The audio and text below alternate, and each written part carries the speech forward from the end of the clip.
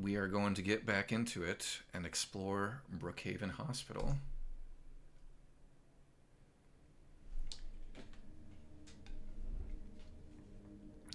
Okay. One of the other things that I'm going to be keeping an eye out for is the next message related to the stillness ending. There are three of them over the course of the game. One of them we found in the front office of uh, Woodside Apartments. And there is one somewhere here in Brookhaven. I actually don't know where exactly it is, so I'm definitely going to be trying to like comb everything as much as possible. Cleveland, I will say when I was rewatching this area, they do a lot with background ambient music suddenly showing up or intensifying when the enemies show up. Yeah, so that is one of the other differences between a lot of classic games and contemporary games is the dynamic soundtrack or the dynamic music where, and by that I mean like they'll have the sort of regular background music like the stuff you hear right now, and then when the enemies show up, it triggers the combat music, and that is pretty typical of most video games nowadays. But like, I don't know if that was as much the case back in 2000, 2001, just on a technology level. That might be something that you can speak to, Andy. Although that's more of like a history of sound in video games thing. I know what the combination here is here, but I like to go through the motions of what we're actually doing.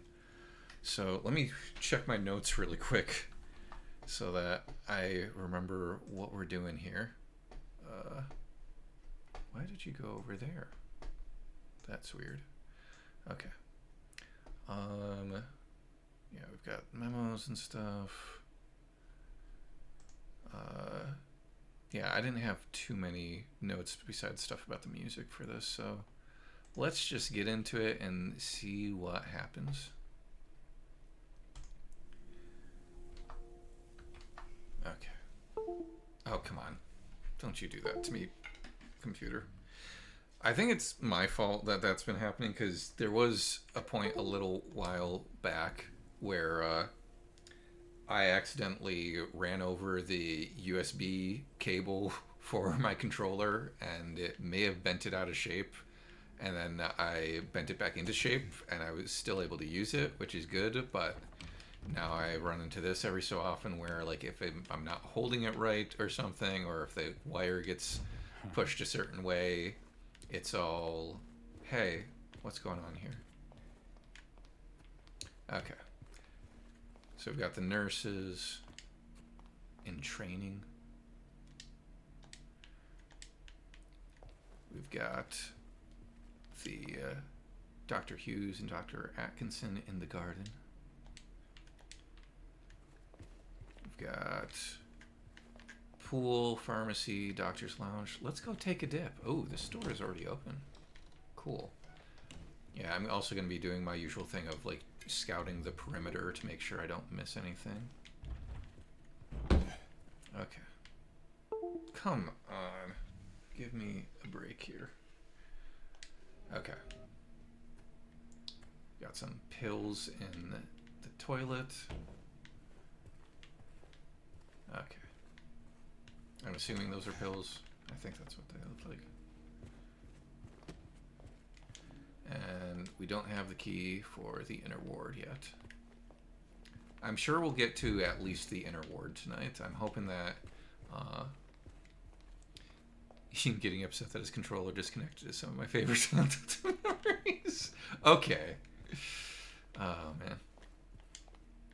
It's almost like the Game Grumps. Hey, Billy, what's your favorite Game Grumps episode? I like the one where they talk about mac and cheese for a long time. Brookhaven Hospital, circa 1920. We've got the map. Look at these environments. This lighting is just beautiful. Also, for people who can't recall story-wise, the reason we're here is because we saw Laura, the little girl, run in, and we're trying to find her. Here's a nice little thing that someone on Reddit discovered. Uh, a bunch of people probably discovered, but I remember it being brought to my attention through Reddit. Oh yeah, the wind blowing on the banners. Yeah, that's a nice little detail. Yeah, let's take a look at this remember poster, and I'll actually go into it and read it first. Remember, if you experience poor appetite or significant weight loss, insomnia or hypersomnia, loss of interest or pleasure in usual activities, feelings of worthlessness, diminished abilities to think or concentrate, contact your healthcare provider immediately. Now look at what it actually says on the poster. If you experience poor appetite or significant weight loss, insomnia or hypersomnia, loss of interest or pleasure in unusual activities, feelings of worthlessness, or you little... I'm trying to stream here, controller. The timing of that could not have been better. Feelings of worthlessness or guilt. When you bring up the read, it says just says feelings of worthlessness, but on the poster it says guilt. And that would have been cooler if my controller didn't decide to be annoying. But yeah, we've got a bunch of stuff. Yeah, they even left in the comma. The controller feels no guilt, absolutely. I'm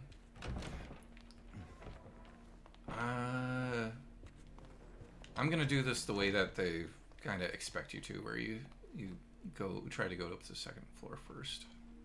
Or wait, no, I think the yeah, I'm gonna do this the way that I did it the first time. There. Laura, wait. It's okay. We don't want to hurt you. God damn it.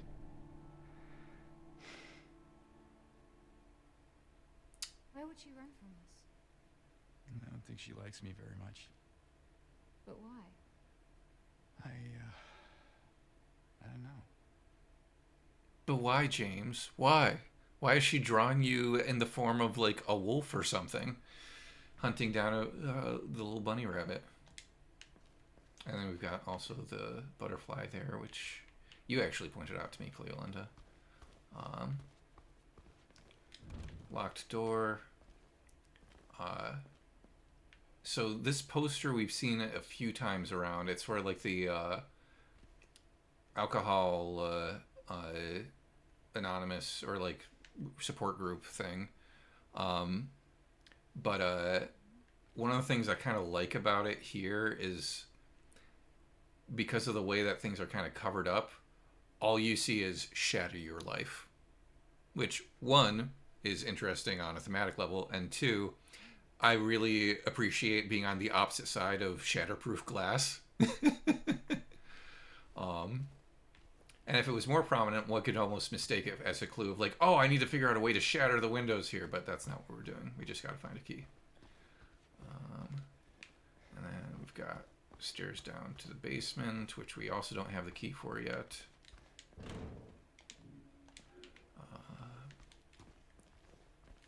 Nothing in the cabinet, so I don't bother. No, I'm going to hit it anyway. Destruction! Come on. There we go. Nothing. Come on. There we go.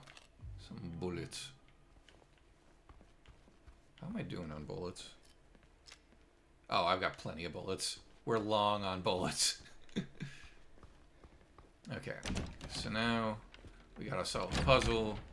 We don't have to because I know the answer, but elevator's not working. Door isn't working. Nothing is working.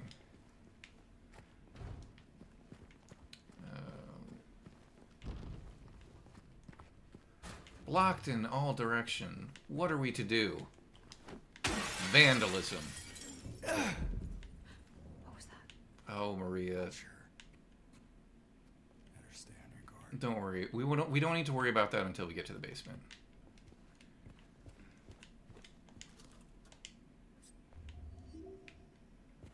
We've got a slightly ajar door over here. I gotta remind myself that I'm looking for the stillness note. which this is not the stillness note. I wrote it down for you in a way you should finally be able to remember. Once you're in the lobby, just look around. Now remember, nurses, doctors, trees. Let me just double check really quick that my audio is coming through all right. Okay, yeah, I've got the gain up high enough where, like, even though I'm kind of far away from it, it should be fine. Nurses, doctors, trees. So, yeah, that is giving us a clue about the lobby, how you count the number of nurses, and then the number of doctors, and the number of trees, and the paintings and stuff out there, and that gives you the combination for the lockbox and the office. Oh, well, I was not startled by that at all. I don't know what you're talking about. Got a thingy up here. That is locked. Is there really all there was in here? For some reason I thought we could go through that door, but I guess not. Alright. So now, let me double check to make sure I haven't missed anything. Examination room 1 isn't going to be open until later. Medical records won't be open until later. Locker room. There's a bunch of locked doors here where you can tell you'll be going in those rooms at some point because they aren't just scratched out, but they don't have keys for them, so they aren't things that you need to search for. Well, some of them might be. But right now, we're focused on the basement key.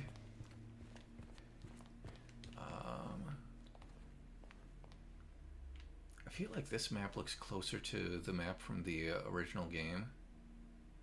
Yeah. Nurses, doctors, key to trees. There's 7 nurses, 2 doctors, and 4 trees, so... 2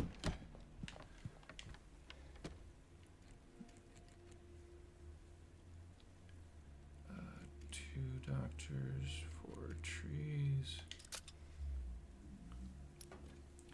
And I remember... Second floor? Basement. Oh, of course.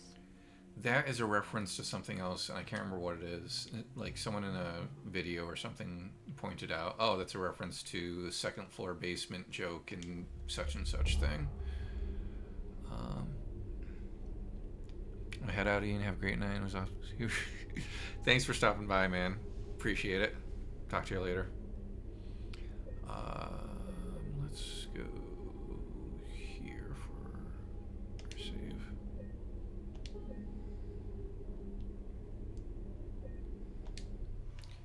Okay. I got everything. Ooh. That's a drawer I didn't open.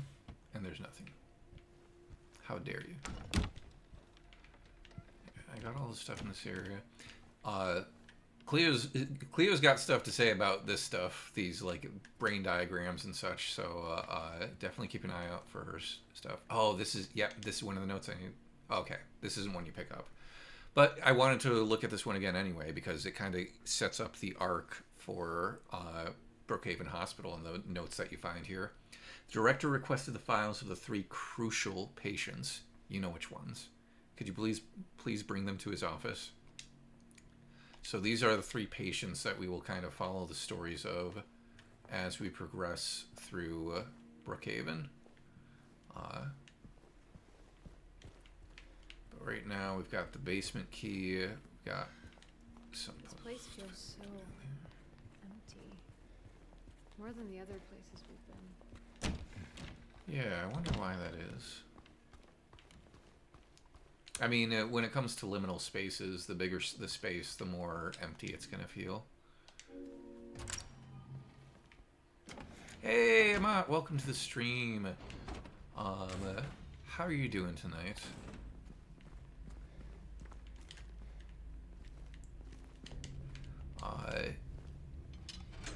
You unfortunately missed the discussion with my sound engineer friend, but I will be uploading it to YouTube with everything else, so you'll get a chance to watch it later. Yeah, how are things? Hospital map, or basement map. Hey, this one's open.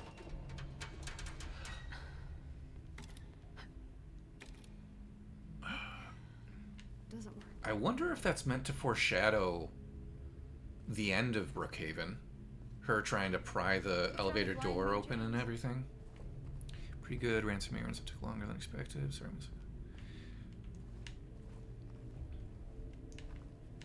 Well, glad to have you here.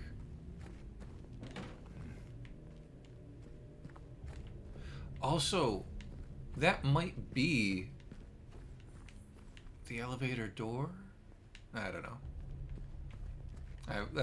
Like, obviously it's the elevator door, but that, I think, no, yeah, because you, when you go past the door with the lady on it, you do go down a bunch of stairs, so that might specifically be, like, a kind of, I don't know if the term that popped into my head was fearful symmetry, but I think that refers to something else. But yeah, that symmetry, almost like the Shakespeare line or the Watchmen issue that references it. That sort of like, oh, we're starting with this image and we are ending this story with this image.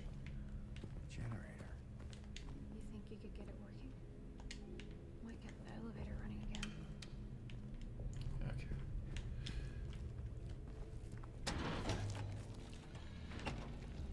Okay, where are you? Let's go down dead end first, just to make sure. Oh, aha! No!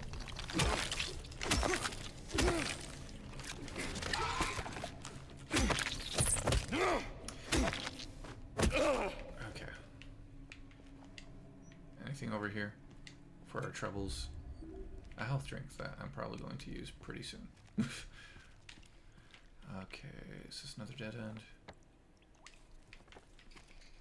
Yes. Okay.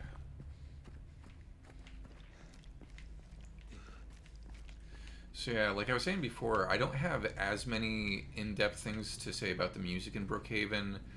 I do have things I want to say, but I probably won't be bringing up like the piano overlay because they're less like major pieces, the way that a lot of some of the earlier stuff that we looked at were.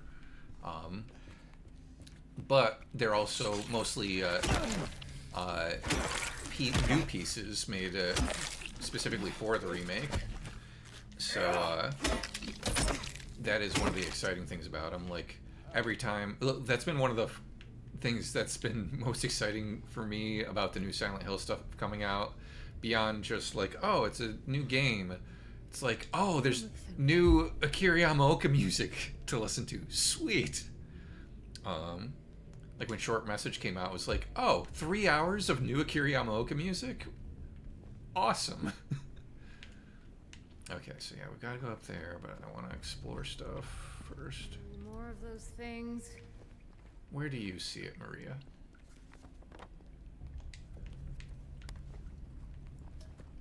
Oh, there. Ah, damn it. Oh! Come on. Oh, camera. Hey! That's something that harkens back to the original game. Terrible camera angles that make you unable to see what you're doing in a fight. I guess they do. They can still happen.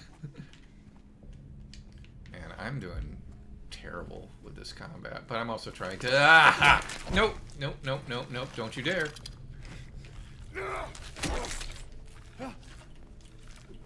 Ah, come on.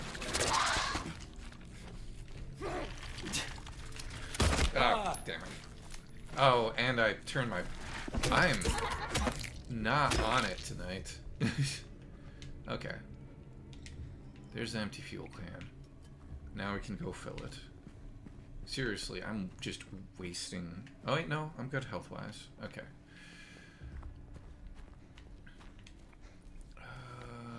Okay, boiler room. And then storage. You gotta go in from... This is where we bring this over. It takes a while to warm up. You're very kind, Cleo.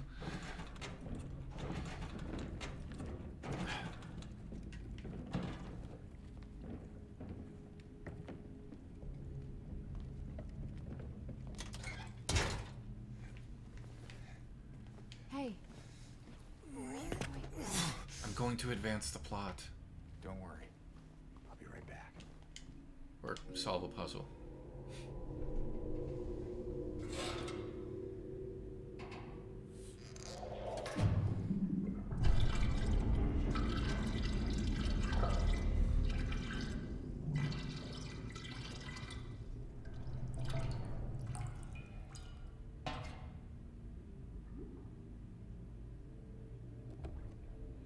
Okay. It is just about 8 o'clock. We've got 2 hours to get through Brookhaven Hospital, 1932. To get to the Flesh Lips boss fight. I think we can do it. Oh, something interesting that I wanted to bring up about Brookhaven Hospital is that so in the original game with Alessa and all of her stuff, the hospital that you go to in that game is Alchemilla Hospital, which is a medical hospital. Oh, come on. I staggered you. There we go.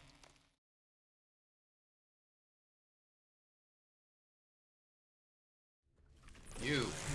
Oh, come on. That's why the chainsaw isn't like the catch-all, because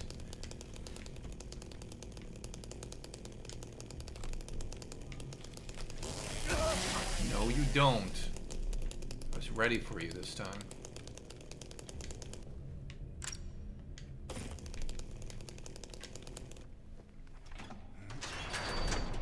Double check real quick that there wasn't. Ah, yeah, there was a locker here. And nothing in it. Oh, now we gotta go back to the generator. That's right. Let's loop around. Why not?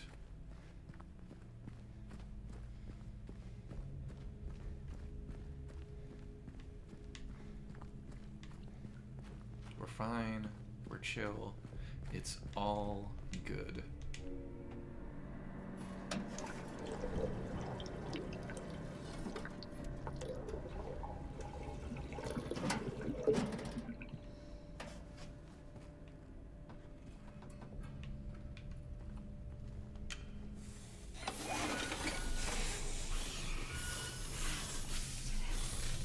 Let's check out that elevator.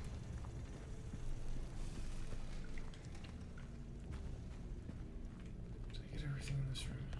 Oh, creatures. Oh, hey. There are bullets over there. I did see them.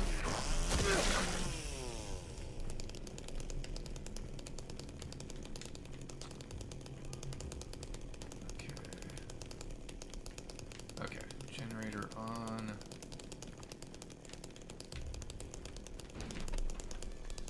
Creatures? No? Okay. Shotgun shells.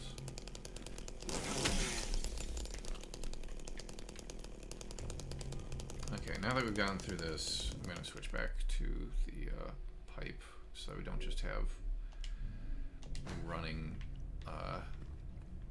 chainsaw going through like dramatic moments. Hey there. Okay. Show me the map. Why aren't you showing me the map? Oh, because I'm not hitting the map button now. No, I'm hitting the map. That.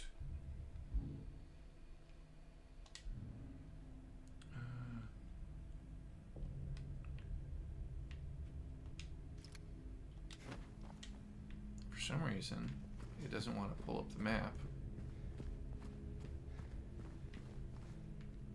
So, back to this staircase. Yeah, okay.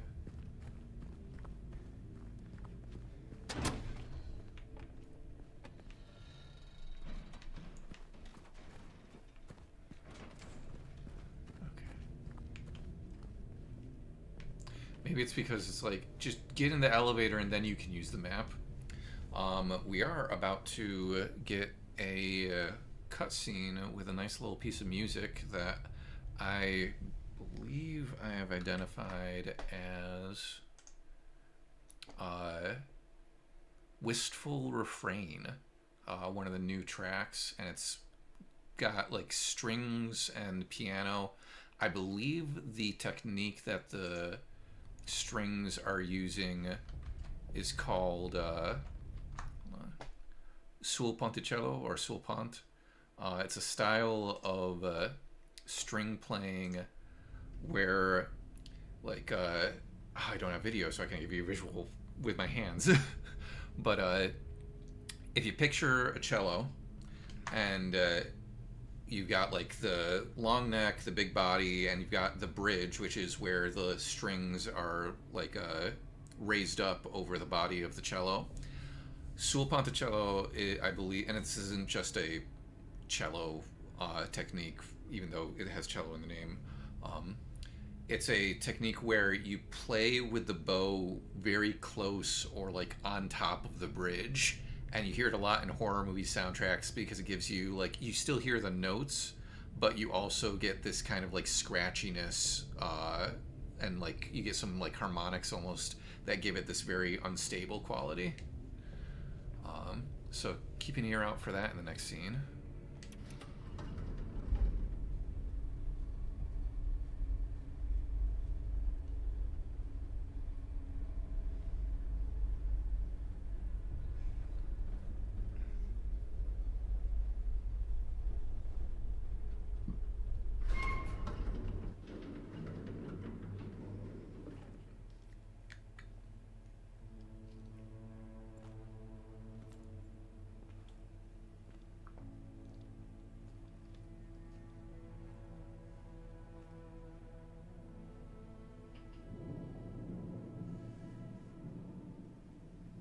A lot of theories about that window.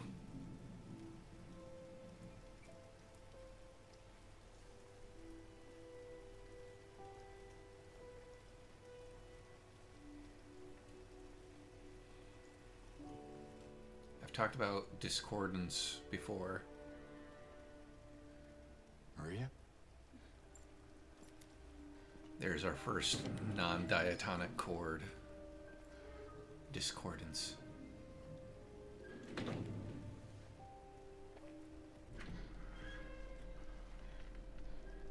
Hey. You okay? I'm sorry. That's fine. What's going on? Are you hurt? It's nothing. Probably just a hangover.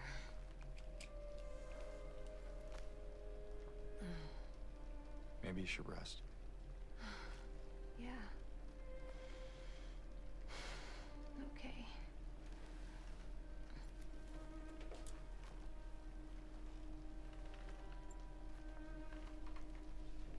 Hmm.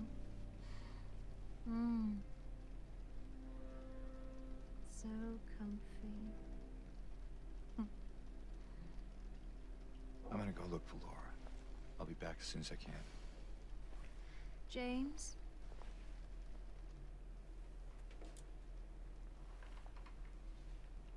I wanted to ask you. What if you can't find Mary? What will you do?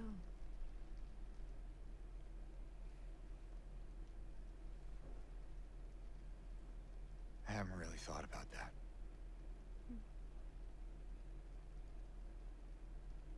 Get back soon, okay?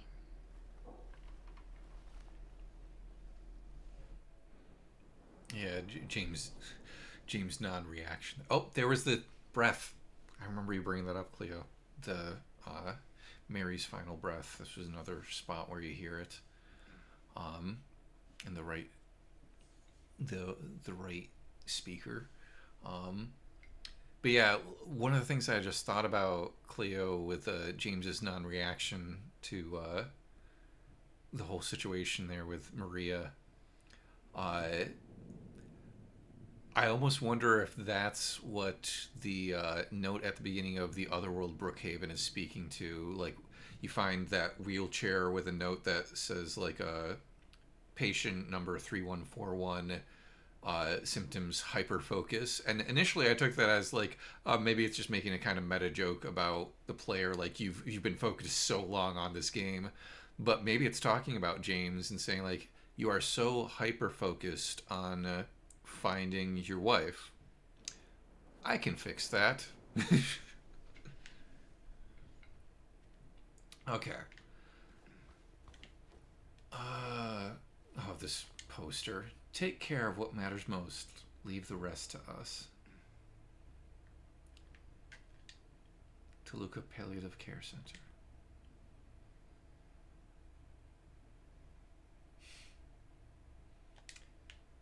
Interesting. Okay, look, I really wish I had video here so I could... Oh, come on. Maybe one of those times it'll happen and I'll fix my video.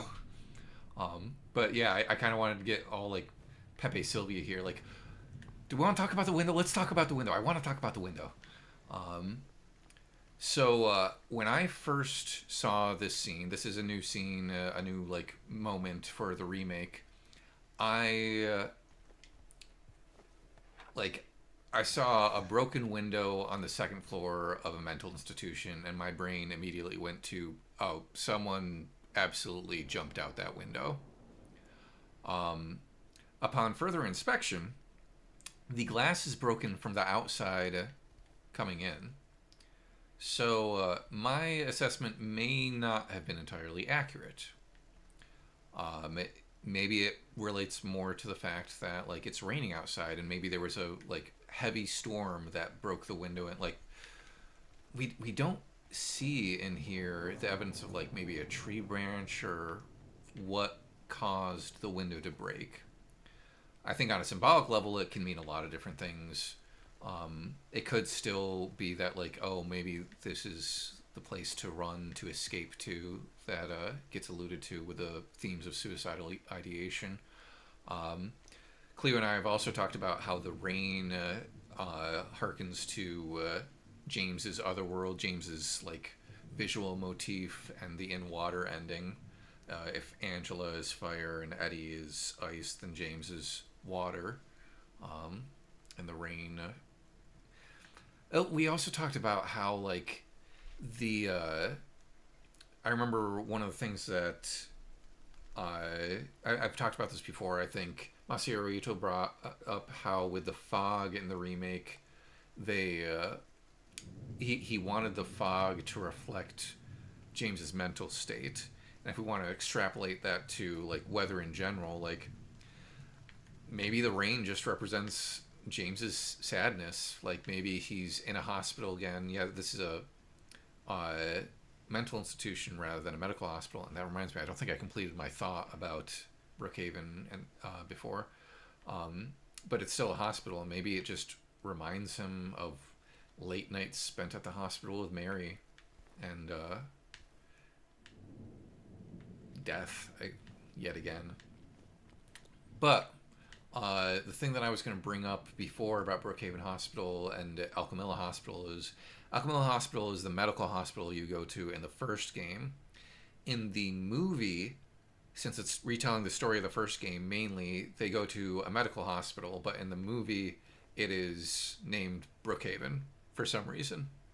I imagine maybe it's just because that name seemed more iconic. But it's interesting. Brookhaven does pop up in more of the games than... Well, no, actually. Alchemilla pops up in Silent Hill 1 and then again in Silent Hill Homecoming. Although you don't you see much of it in Homecoming. In fact, you might go to, like, a completely different location than is in the original game. But Brookhaven you go to in both Silent Hill 2 and Silent Hill 3. And have very different experiences. Okay, I gotta get back on track with my methodical exploration of things, because I think that the tech issues rattled me a little bit, and I'm off my game.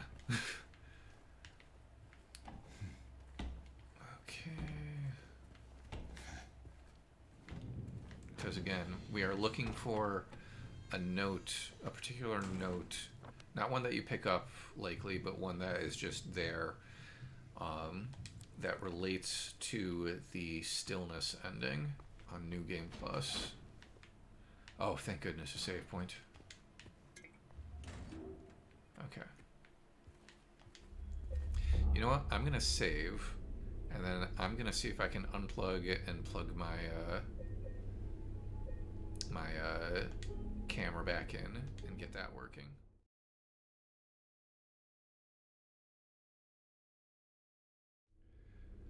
Still got audio? Good. Okay.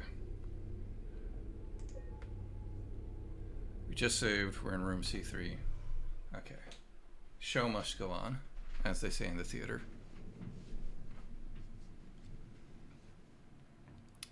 Brookhaven is just one of those plausibly generic location names. Everything around here is Brookwood or Lakeshore, and I keep accidentally saying I'm going to PT at Brookhaven. Oh no!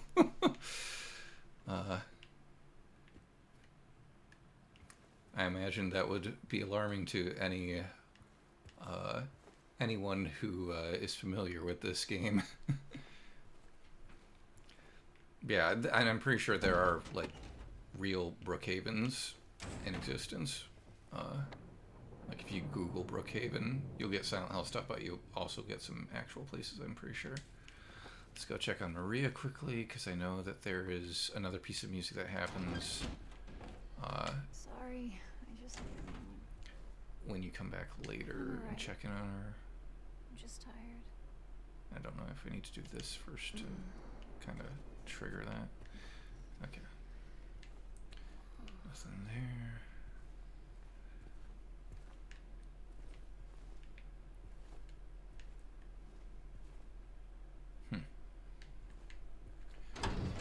Okay, where are we going now?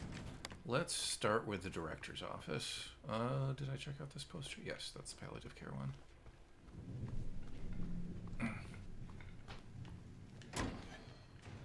Checked out this room already. I can't get there from this side. Well, best laid plans.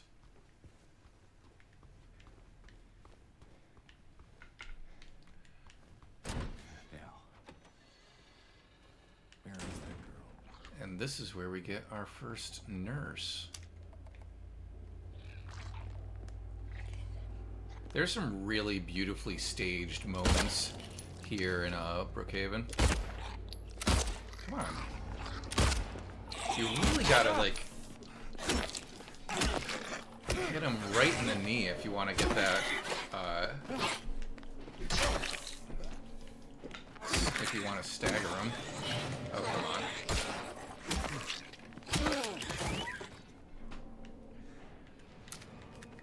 Yeah, like, you were having so much trouble with it, Cleo, before that I was like, maybe the nurses just don't get staggered, but then you were able to get it, so I just gotta up my game and get on your level. Okay.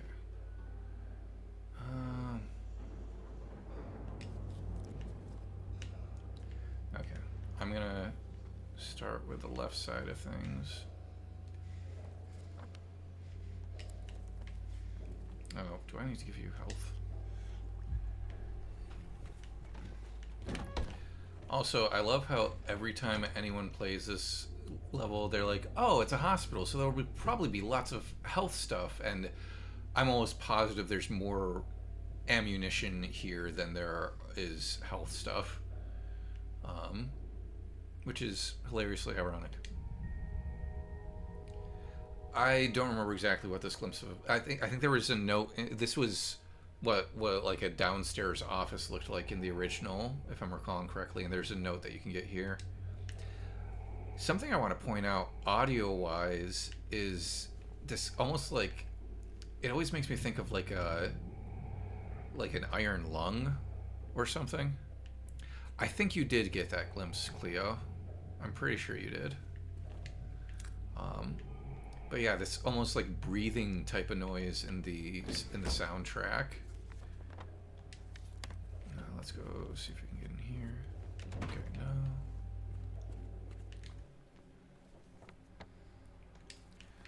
Let's check the shower room really quick. Oh, you think you can hide? See, that's how it's supposed to work. Maybe you just gotta not shoot them in the thigh, the thickest part of the leg. Nothing. Okay. Is there another one in here?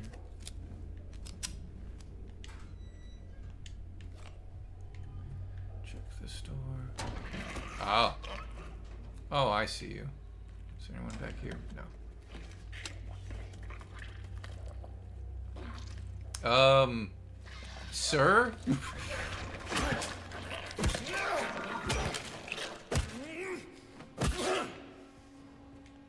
Something was glitching out there. That was kind of funny.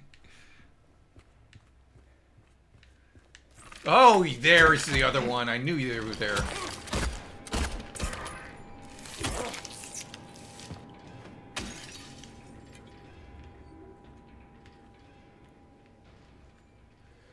Man, I'm just doing terrible in terms of health conservation.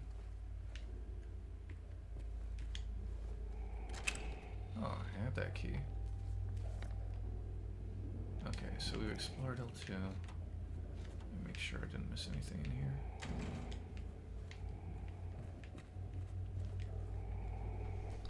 What is our point of no return in this section of the game?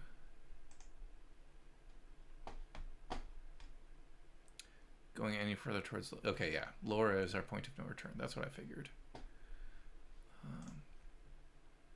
Okay.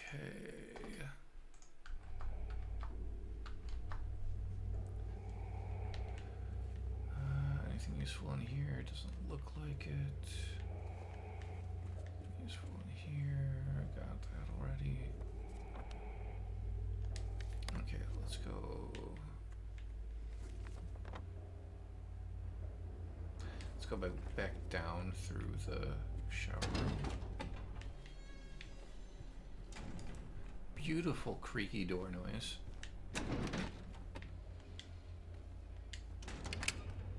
Okay. What key am I using? I know I must have just picked it up, but I'm doing things in such a hurry that... Okay, yeah. Let's go to the director's office, because I want to do this. Oh, we got our next beautifully staged horror moment. Unless... Yeah. Let's go to the director's office first. Okay. Let's hear what the director has to say. They are beyond hope.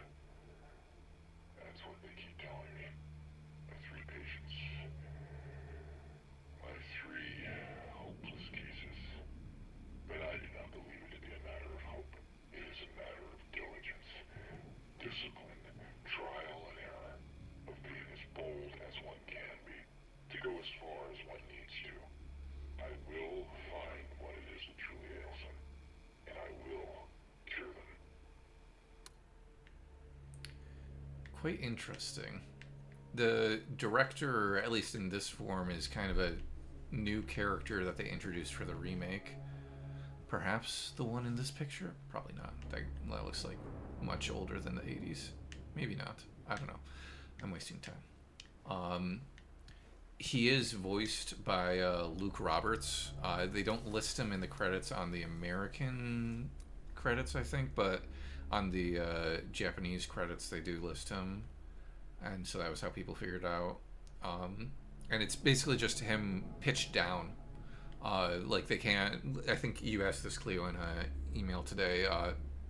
They can lower pitch without having to like string out the sound wave longer. We were talking about frequency and amplitude before. There are ways to change pitch without changing frequency, so you can maintain the speed of the sound without and still like be able to lower the pitch even though you're technically changing the frequency. I don't know all the technical stuff behind it, but there are ways to do it. And this is our main puzzle for regular Brookhaven. As regular can be. Oh, Andy, thank you. One way to do it is resampling. I'll grab those after I fix this. And so by that, do you mean would you care to elaborate further, Andy, what you mean by resampling?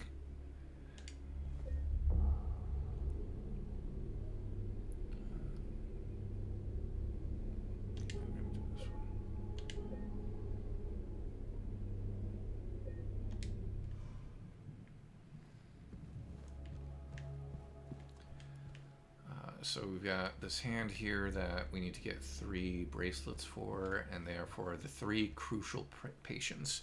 I was going to take notes tonight on which notes seem to be associated with which patient, but I may need to not do that for the sake of time. But patient file number 1, patient number 0130, designation 295.3, move to L1. Initial symptoms, intense and unrelenting anxiety. Current diagnosis, symptoms have intensified into full-blown paranoia, visual hallucinations. Recommendations, increased medication. Can't be left alone, move to L1 for closer monitoring. Okay, so that's 0130. They're in L1. Hallucinations. Intense and unrelenting anxiety.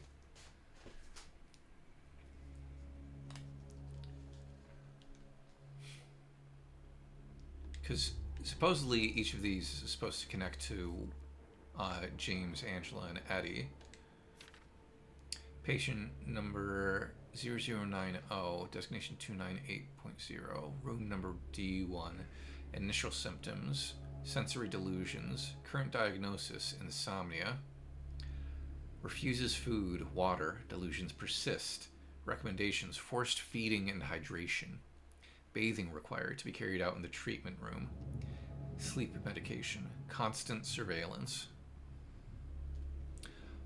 So Andy's saying about resampling, along with altering the pitch, the number of samples is reduced, so the length is not changed, but the pitch is. I guess the number of samples can be increased as well. They just artificially make them. Okay. Interesting.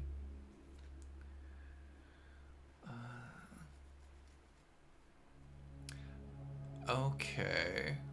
So it's like if we've got our frequency wave, they're essentially removing parts of it to... okay, I don't know. Forget I said anything. Cleo, I had asked who it was because I figured you'd only alter someone's voice like that for no... oh, you're talking about the director. To obscure who it was. Well, also to sound spooky. Yeah. Yeah, I figured there are a variety of reasons that they ended up doing that, but it's effective. So we've got patient 0090, they're from room D1. Delusions, bathing required. So this is the one that I know you were saying, Cleo, we were thinking maybe, I think, forced feeding and hydration. Oh, actually, I'm thinking I'm mixing things up. This is someone who doesn't like water. Did I look at the back of the other one? I don't think any of these have stuff on the back. Patient number 0050, designation 301.3, patient room C1. Initial symptoms, sudden outbursts of aggression, visual and auditory hallucinations. Current diagnosis, current therapy is considered effective. Unprovoked outbursts decline, social interactions. All of that's crossed out and says, what did I miss? Oh yeah, the food issues are probably related to Eddie. And we get that really gnarly note later about the bathing. And then recommendations continue with the current therapy. Water has a calming effect. It used to. So that's the one who I would think might be James because of the water. Okay. 0050.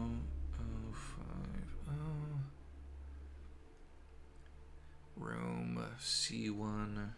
So water, food, anxiety. So yeah. First patient is probably Angela. Second patient is probably Eddie, and this one is probably James. Now, whether or not these patients are literally those characters or just other patients actually from Brookhaven that have stories that thematically connect to those characters, that's up to your interpretation.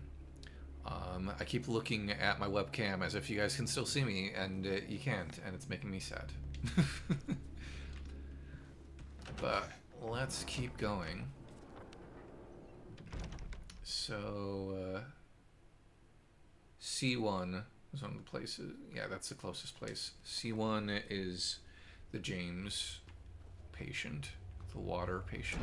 Yeah, that makes sense, because this is where we get the note about the pool, I believe.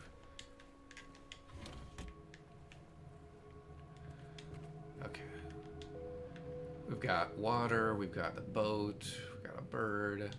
Search. And there's an I. Patient interview transcript. Annotation. The following interview was conducted with crossed out in response to incident number 071.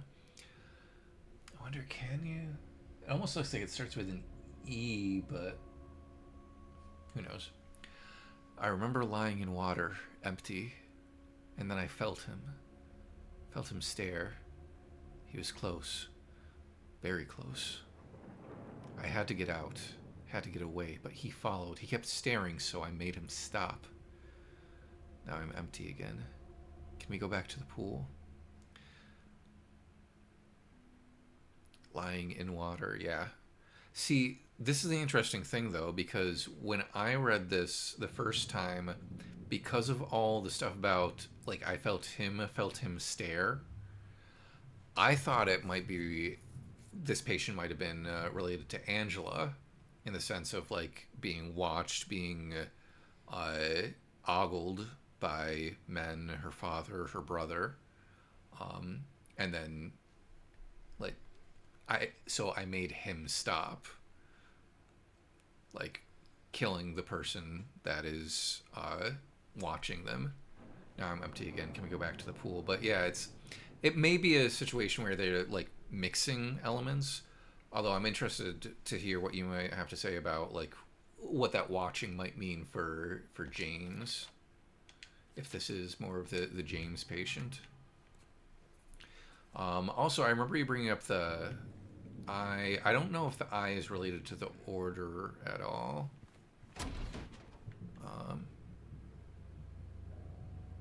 Yeah, I am too, Cleo. I'm looking everywhere because I know that I've read a note that has the word stillness in one of the documents. But I can't remember where. And I don't think we've stumbled across it yet, or else I would be like, ah! Okay. So now let's check out this really quick. Alright, I already checked that. Now we get our next beautifully staged spooky moment with the nurses.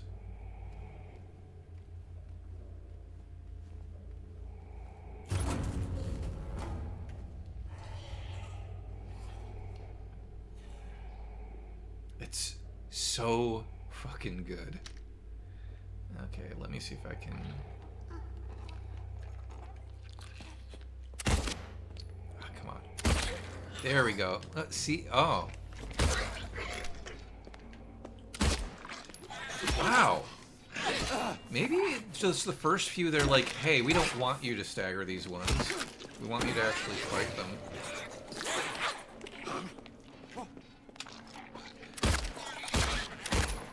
It's a good thing I have so much ammo. Ah, damn it.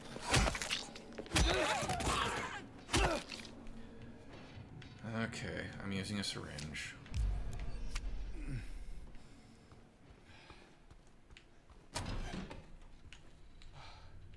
Restroom from this side.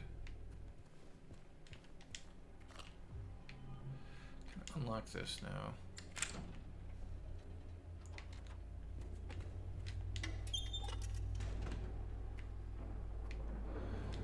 Environmental storytelling. What does this tell us? Somehow a wheelchair ended up in the bathroom and did not leave. I mean, this is the stall for wheelchair users, but Yeah, it almost makes me think of that John Mulaney joke. Saw a wheelchair fallen over on the street. You hope for a miracle.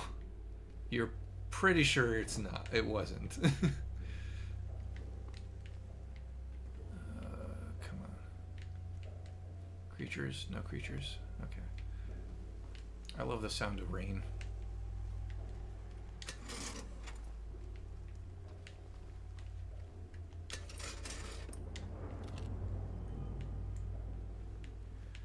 Man, it's already almost 9 o'clock and I haven't even solved the first patient puzzle.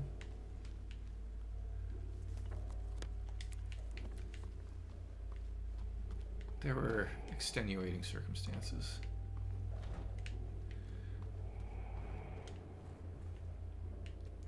I remember people have complained in the past about, like, I feel like with early Silent Hill games, like, oh, well, if you can't go through those doors, then why put them there? And, like, part of it is, like, it's a realism thing. I actually grew to really appreciate when I came upon a door and it was locked, because I'm like, oh, thank goodness. I don't have to explore this area. This, I believe, is where the lockbox puzzle was in the original game. Because it's got the chain and the padlock on it. And it's not padlock, or key lock, whatever it is. And, yeah, there's a reference. There was a note on the wall to Louise. Like, I think it was supposed to be another patient. Louise, I'm fine if you... I don't know. I need to, like, remind everyone that the last time I played the original Silent Hill 2 was in 2006, just after the movie came out of the first movie based off the first game. So there were definitely times over the years where I was like, oh, I really kind of want to replay it, but I had the PC version. So that's not this key. No, the rusted key is for the bliss ending box, which we're gonna get in the gazebo. Gazebo. What is this?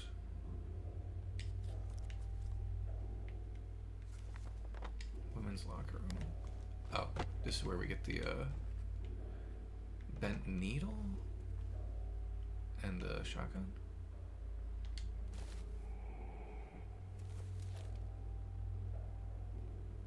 I think, Cleo, you were asking if this was Angela's teddy bear. It probably is.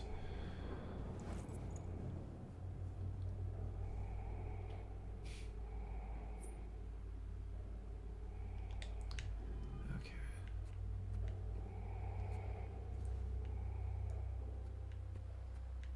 Get a job at Brookhaven and never have to work a day in your life. Patient's well-being is in your hands.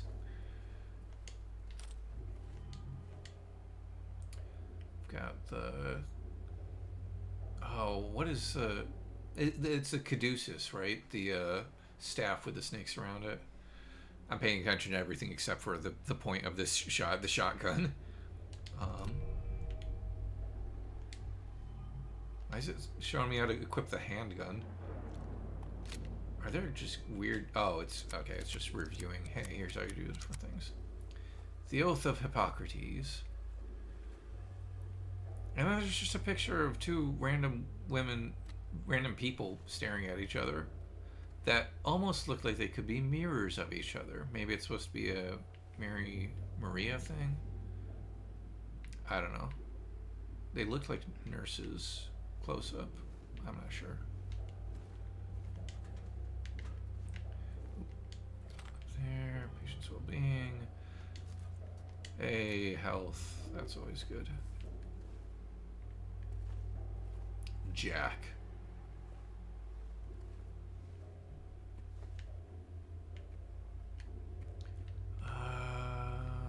Okay.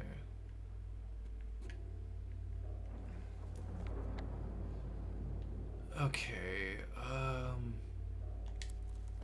Yeah, we're gonna go across this way.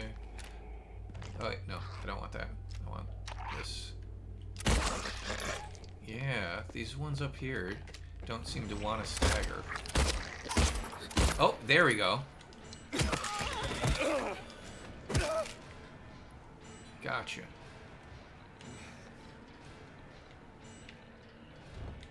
Okay. So many of the things I'm doing right now are like going in and out of my brain so quickly. Ah, crap, I shouldn't have.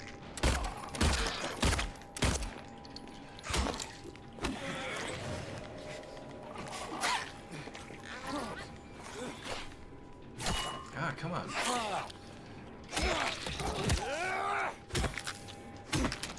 Man, I may have to resort to chainsaw at some point.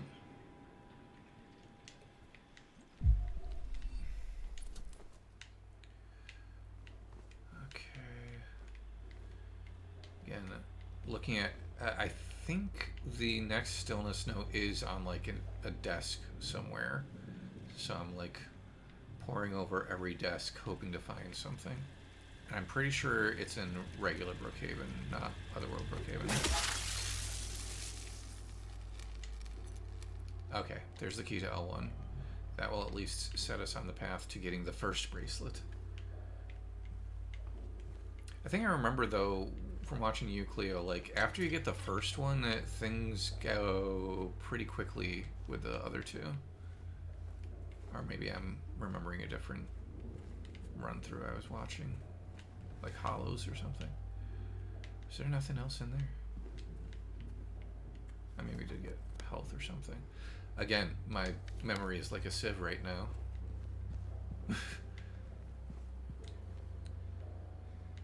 Yeah, once you get to the inner word, it goes faster. Okay.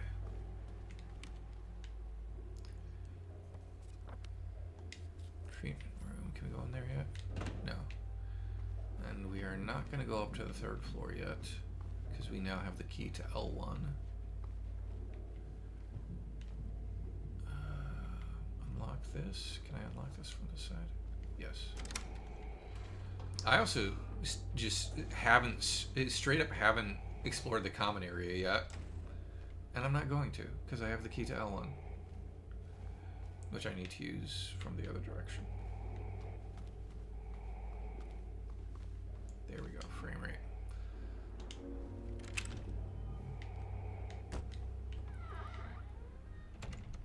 Okay. Now, for some reason, the first time I played this game, first of all, that's interesting. It felt like as you progressed through this room, the like covered furniture moved, but I might just be making that up. Like you turn away and suddenly it was like, I feel like this area gets filled in somehow, or like the stuff gets pushed forward, and it's not a thing where like you hear it or see it happen. It's just it happens and you turn around and like, oh, this room isn't as big as I thought it was before. Okay, but that might have been my own mind playing tricks on me.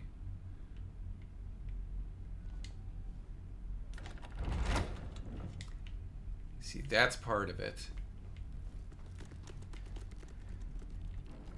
Fucking little skittering around back there.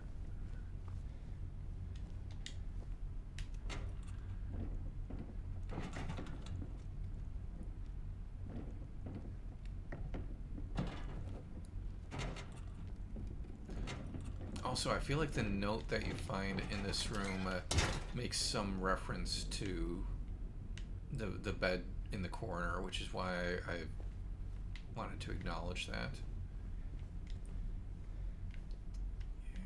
Yeah, I don't know.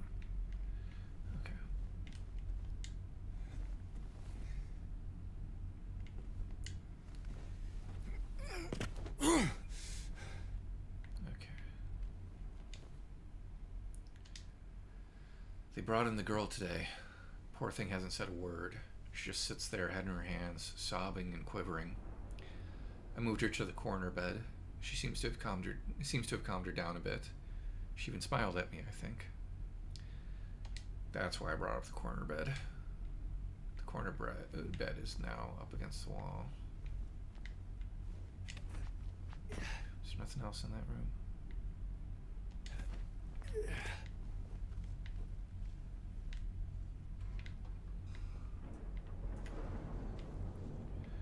Yeah, I'll be getting to you.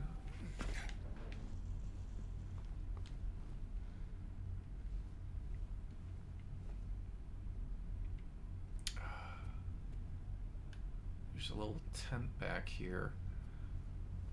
I wonder if this is the same. I think this is the same tent that the with Otherworld puzzle has. The one with the pills, the light, and the clock.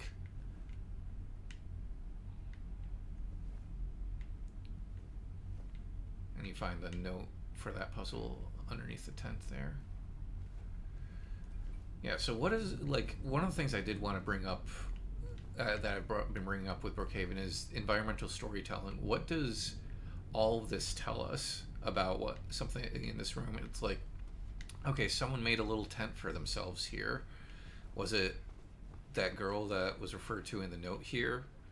Maybe she didn't like the bed anymore, and so she made her own little safe haven. Okay, I know you're right around the corner, but I've got to explore.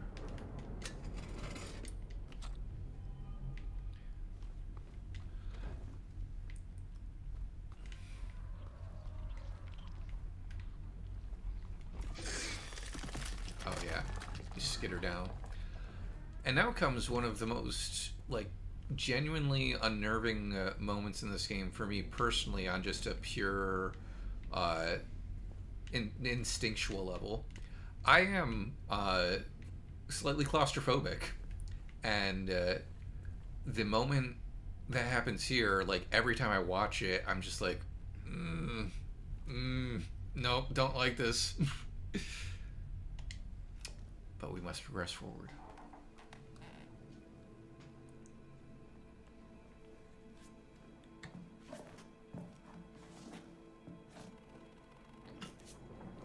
Another new piece of music that I don't think I identified.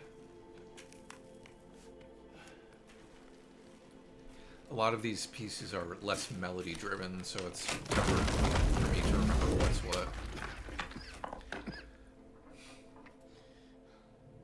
Yeah, right about here is where I'm like, no. Nah, this sucks. That breathing, too. That's part of what gets me. I feel like that's very grounded and realistic.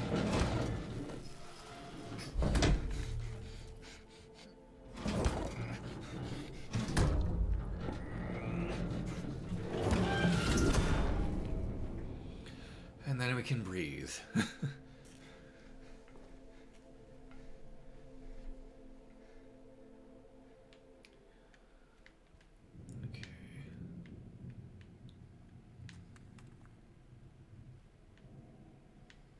Oh, yeah. Cleo says, I have that whole thing about he wouldn't, except that we make him. Because God knows, I don't know why he would on his own. Oh, that was in response to Amat saying, why would you do this? James, why would you do this? Because we make him. Okay, and then we have to go underneath the traversal.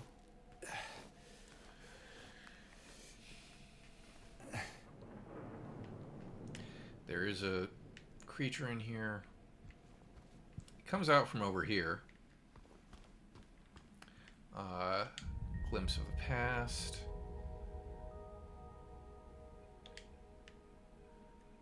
Again, I don't remember exactly where that comes from.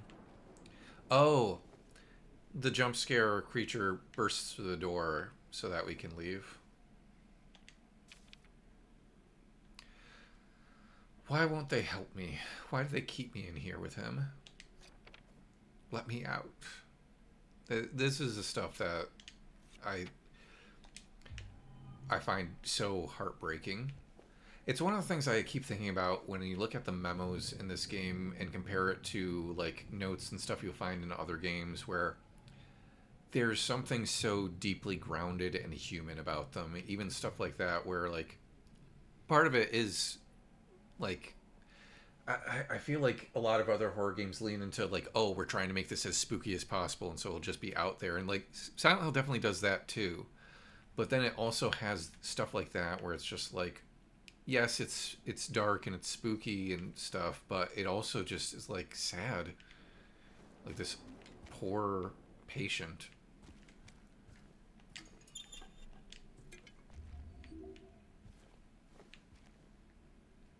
What room are we in right now? Medical records. Okay. And once we go over here, another little tent. It looks like this patient had a habit of making little tents. Marked bracelet.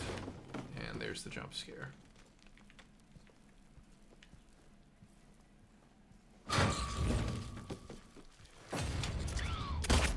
Oh, my aim is terrible. Oh, come on. Oh, reload. Man,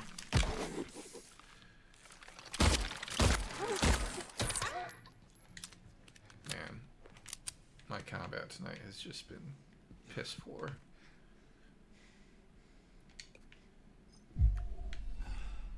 So this was the patient that was moved to L1 for anxiety. So yeah, this is the Angela patient. Not the C1 water patient. So the water patient seems like was referring to a different him, I think. I'm willing to, based on the context clues of the environments that we've been going through, I think that's what we're meant to take from it.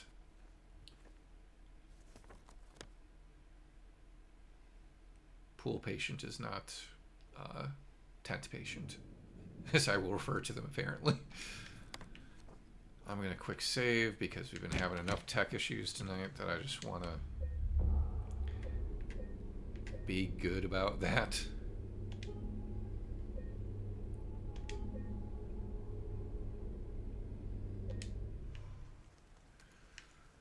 And we're going to come across a couple of nurses out here, I think. Here again, I just need to praise the lighting in this game. The nighttime lighting in particular. Like, that is so moody and exactly my jam. Listeners of A Matter of Taste will remember how, like, I think in one of the first episodes we're talking about, like, Alien or something, and I'm talking about how I love the lighting so much, and I was like, yeah, I can't think of another word for it. Like, it's like my kink or something. I'm like, no, maybe that's not the word I should have used there. It's my jam. Okay. So we just got the bracelet. Do we have the inner word key now? No, the one room is open though. We don't have the inner word key, but the examination room 1 is open now.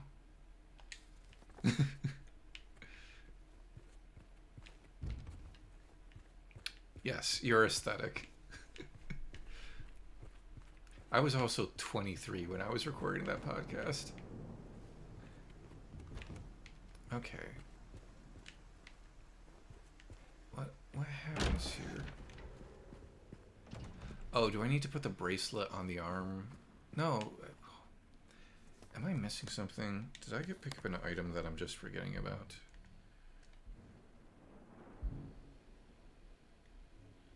Got that stuff. Where do I go next? It's so funny how, like, I will rag on streamers and stuff, like, oh, you don't know exactly where you're supposed to go next? It's all right there, and I'm right now just like, what did I do 5 seconds ago? Where do I go now? Drop through the medical records. Got the bracelet. Okay, so now do we just need to... Go back up? No, hold on. That's not what I wanted to do. I wanted to... Next map. Oh, we still need to go to the 3rd floor, so there's still stuff to explore.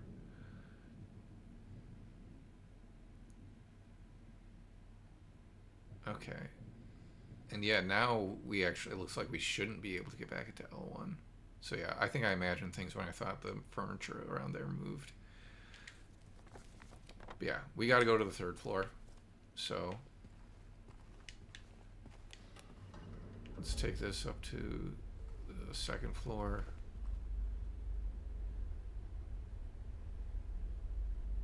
Probably be quicker to walk.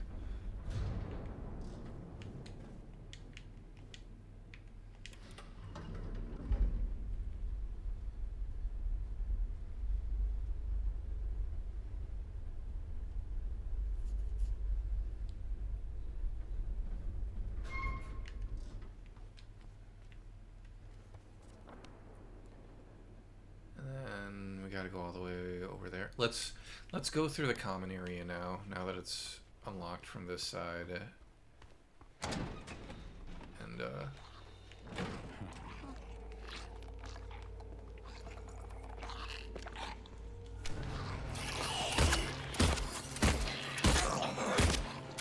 I know there's another one.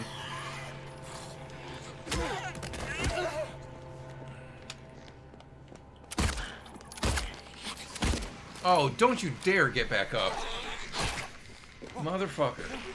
Okay, okay, hold on. Ladies.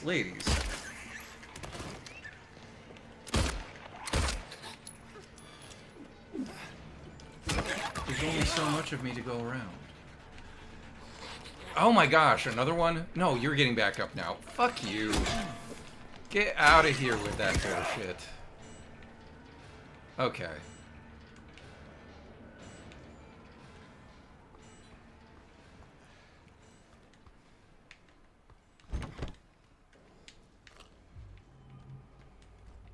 Okay. There's also still stuff to explore here on the 2nd floor, as it would seem. So let's take a health drink. Go through the traversal over here. Oh, there's a thing there. Yeah, so that intensifying music, I'm pretty sure it's a track from the original soundtrack called The Darkness That Lurks in Our Mind. I want to say that's what it is. I am going to break out the chainsaw for this section because there's just a wave of so many people. And again, who has the time? Oh, why am I doing that?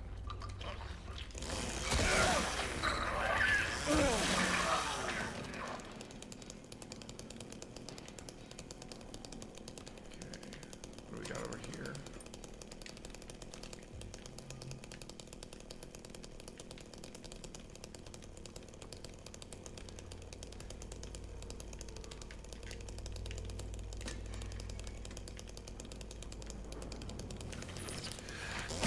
Ah, they're just too quick. They're like Pokemon with quick attack.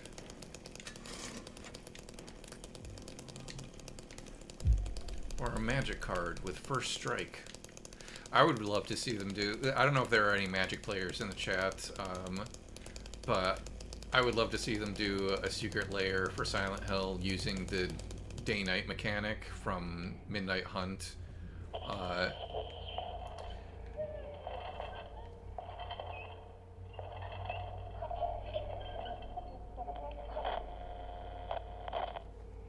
What was that? This same radio does another thing like this in the other world.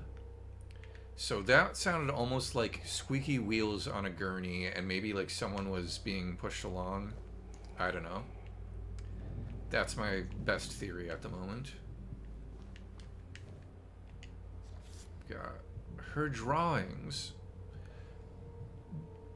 Bullet holes are her drawings, apparently. That's one of the ones where it's like, okay, That like I talked before about how I theorize, like people have theorized that oh, and there's a weird TV in this area too. I have now played and seen this game enough where I'm recognizing where the different otherworld things are, which is so interesting. And it's part of what I like about the way the otherworld works. It's that whole uncanny valley thing of like, oh, this place is familiar to us, but now it's very different. Um, but crap, what was I saying? I was saying something about uh, something. Crap. I also didn't get a whole ton of sleep last night, so that might be why my memory is failing me. Okay. Where am I? I'm in the observation room.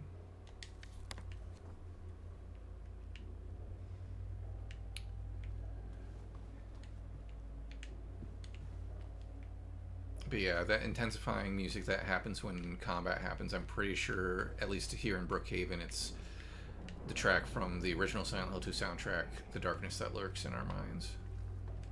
That's where I came from. This is where I leave. Did I pick up anything else just now? No, okay. L2, we've already been there. Nurse's station is locked, so I think it's time to go to the 3rd floor. Okay.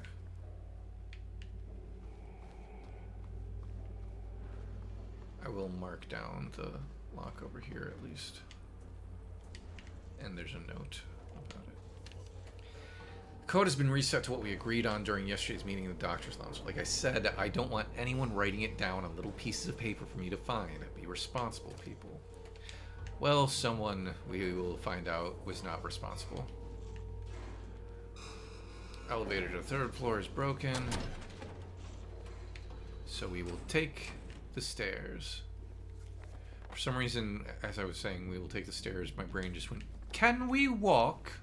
Like the kid from Mike TV from Willy Wonka.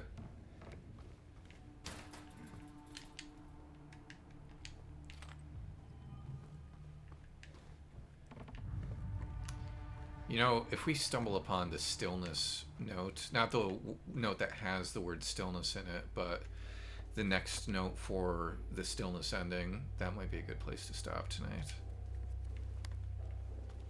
If I can't make it to the flesh lips.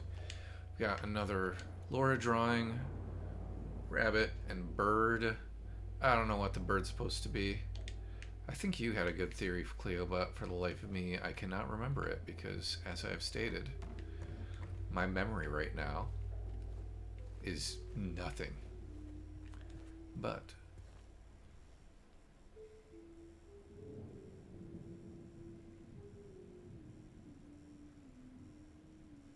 birds on the ammo boxes. Thank you, Cleo. I'm trying to tell if the little girl who played Laura is humming something from the soundtrack, because later on Maria hummed something from the soundtrack.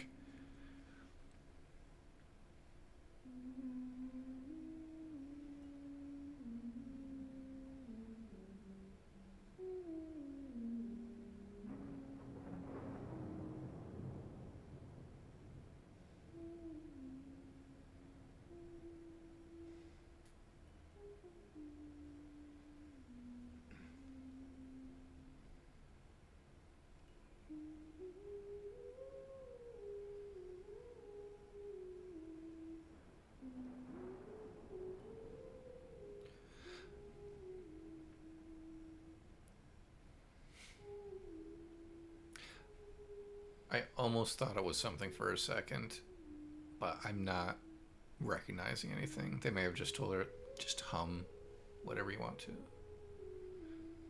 That almost sounds like a contemporary song that I can't think of the name of right now.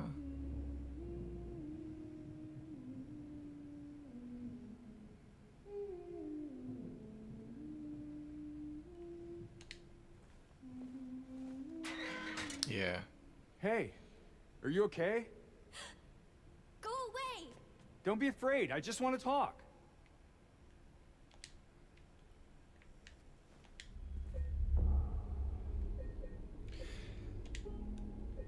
You brought this up in your little like practice video that you sent me, Cleo, but I think you're right. Like,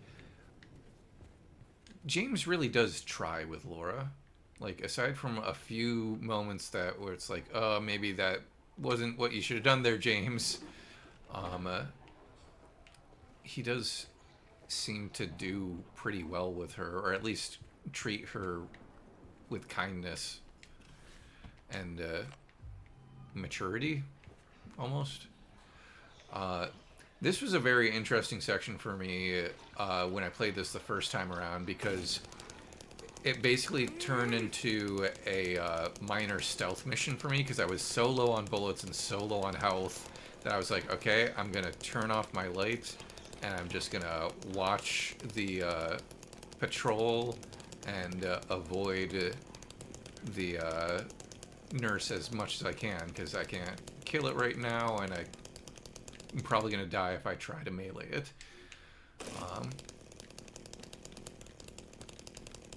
And if I wasn't so short on time, I might try to do that again, but unfortunately,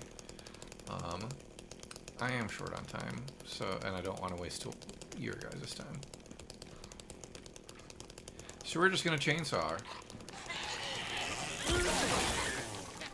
So much grief you gave me before.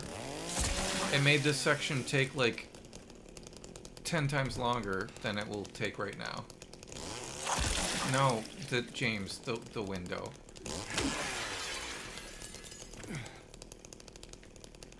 Okay, we've got something on the desk here.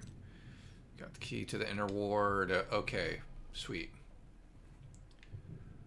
Okay, we've got a few different directions to go here. Let's go in here. We are now starting the puzzle for yet another patient. Dr. Andrews. Hey, Andrew! We delivered the radiographs you requested. However, it looks like the file was incomplete, as one of the pictures was nowhere to be found. We will send somebody as soon as we locate it. Let me know if you need anything else. Yeah, I cannot imagine how anyone gets the faster than Fog 10-hour achievement. I told you how I, like, there, you know about the glitch, right? I think I might have brought it up to you.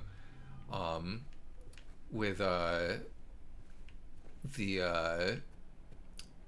10-hour achievement, like, I think they've patched it at this point, but I actually got it on my first playthrough, and it was because I played like 25 hours, and apparently there was this weird glitch where it was like, oh, once you got past 24 hours, it was like the clock reset or something, and so it was like, oh, you beat the game in 1 hour or something. Okay. Cleo, I saw you struggling with this puzzle, and I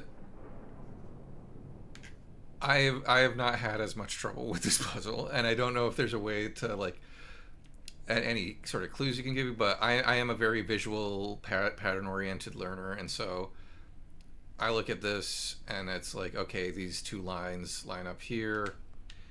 This one has an X on it, so it's either going to go over here. Oh, nope, that doesn't line up, so if I rotate it, it probably lines up over here. Oh, you were very tired. Yeah, that was probably part of it. And this one, yeah, this is the lines over here. Those line up, the X at the bottom and the lines at the top. And we still need that one radiograph that is missing that the note mentioned.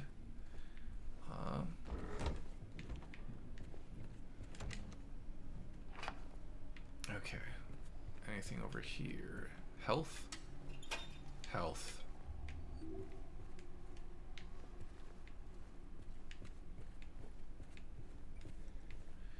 Nothing else in here.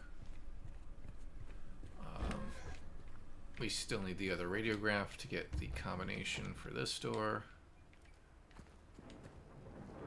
Lighting in this hallway, incredible. Is this door open? Okay. Yes, there is a memo in here. Or not a memo, but a note that you read. Nothing in the drawer. Observation notes. Patient number 90. So this is the food one. Yeah. Day 1. Patient transferred for observation. Malnourished, shallow breathing, avoids eye contact. Agitated in presence of staff. Frantic at the notion of touch. Day 2. Patient refuses solid food. Nasogastric forced feeding required. Serotonin antagonist administered to reduce nausea and vomiting. Day 3. Patient restrained for bathing and feeding. Prepare the treatment room accordingly. Progressing malnourishment. Oxygen deficiency. Self-injury suspected. Could not confirm. Day 4. Something is very raw. And I'm guessing they got called away for some reason. So yeah, this is the patient in D1, which makes sense because I believe, yeah, D1, yes, D1 is the locked room that we need to get into. So this is the food patient. And I think we get the note about their, the treatment room. Yeah, after we're able to get into the area that Laura is in. And, yeah, because, is it in the hydrotherapy room? Or in a different room? Is there a different treatment room? Second floor? Yeah, second floor treatment room. Okay. Oh, don't you dare. I just heard something.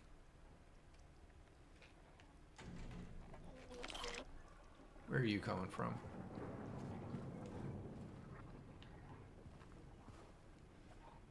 Oh, shotgun shells. How did I miss those before?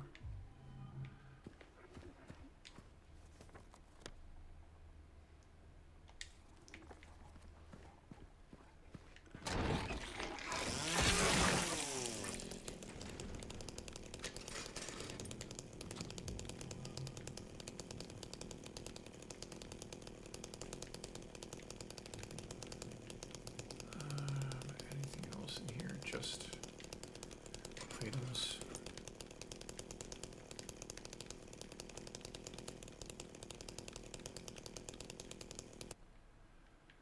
Got a bed.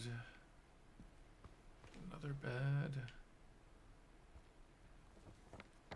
D3.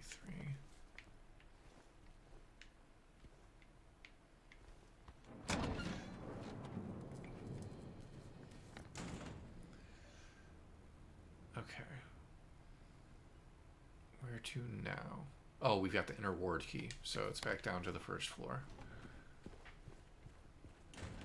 Let's save.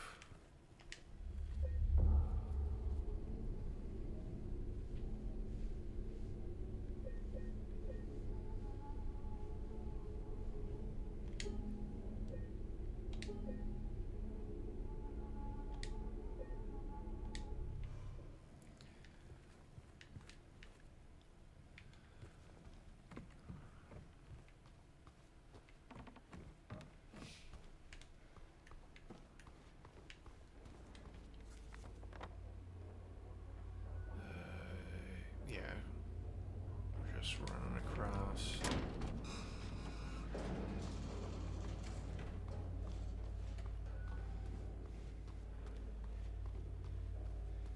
Checking out Maria.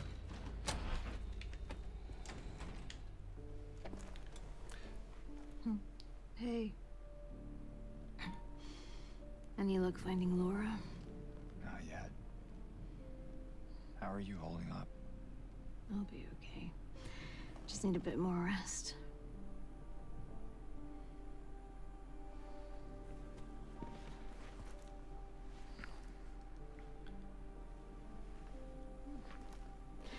James. Thanks for checking up on me. It's very sweet of you. Yeah. Get some rest. Excellent.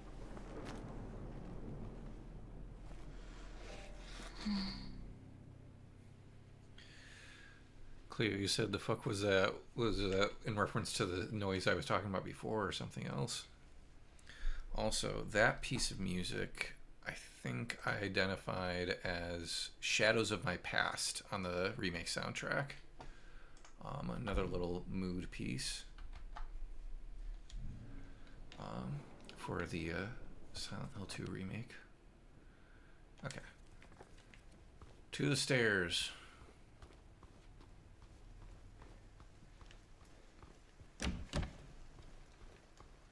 I genuinely think it's just quicker to, rather than take the elevator. Ah, now is when this room opens. And there is a nurse in here, I think. Or, no. Oh, there's a... Ah.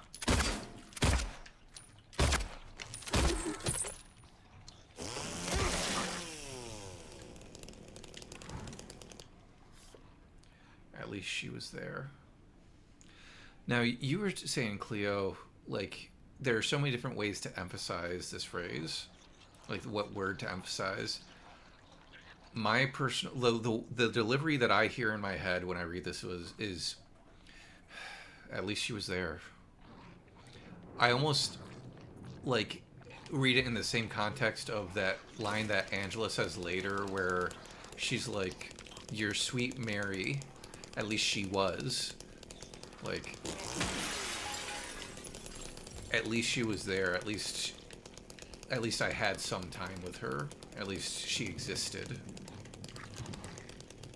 And that's another way to maybe to interpret it. At least she was there. At least she was real. Maria is not real? Real? Who knows at this point? Okay, is there anything else in here I need? I'm so scared that I'm gonna miss the new stillness note, which wouldn't stop me from being able to complete, like, to do the stillness setting, because the only thing you really need from the notes are the combination numbers. Are you coming from the front door? Were you out on the town and coming back for a late shift? I want to read the notes. I want to see how it furthers the story towards the stillness ending. Okay. Oh wait, that is the direction I was going, to the inner ward. That's right. Okay.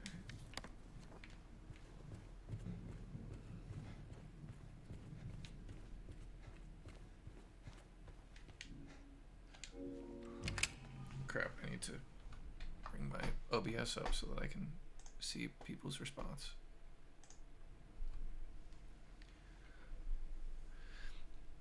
Oh yeah, the nurse. It almost sounded like a baby. Yeah, that's one of the things that I've been noticing this time around way more is the sounds that the nurses make.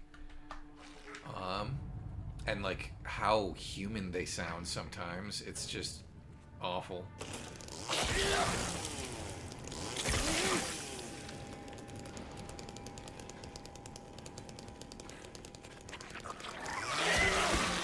I mean, if we got the chainsaw out, we may as well.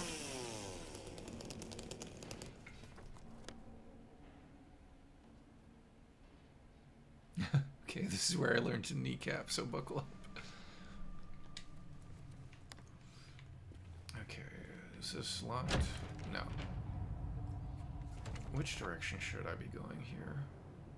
Let's go the other way first so we can unlock that door.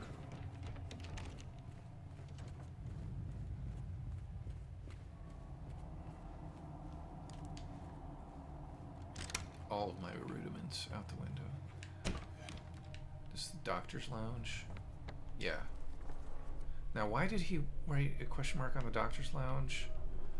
Was that for the nurse's lounge thing? I think there's a... Yeah.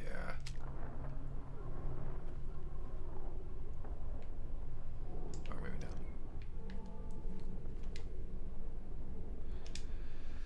This case bears a disturbing similarity to a situation that took place in the facility a few years back.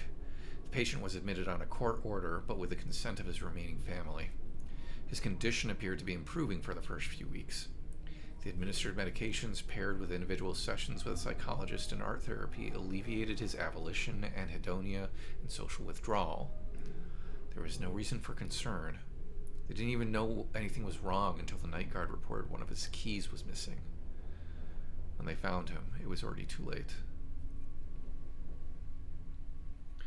So this is yet another patient that I think is meant to be connected to the in-water patient, which we're connecting with James, because of the whole thing of like, oh, well, a certain treatment worked at first, and now it's not working. Because that was 2 years ago. This was a few. Yeah. Okay. Thank you, Cleo. Is this maybe what the article in the Jack Garage was referring to? Oh, that's what you're talking about. That was 2 years ago. This was a few.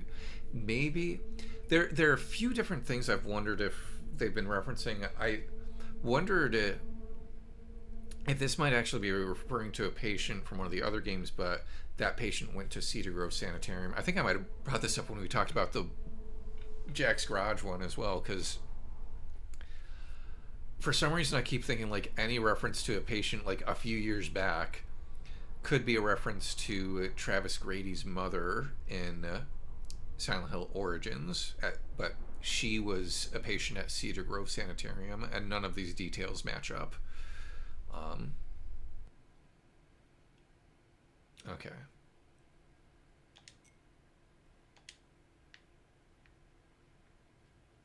Yeah, I think it's likely that this note is referring to the same thing as the Jack's Garage note. But what I was going to say is, like, because of the connections to the water patient, I'm thinking that the implication here at the end, when they found him, it was already too late, was him committing suicide. It doesn't sound like it could have also be he attacked someone, he did something else, but that is sort of where I feel like it's pointing us.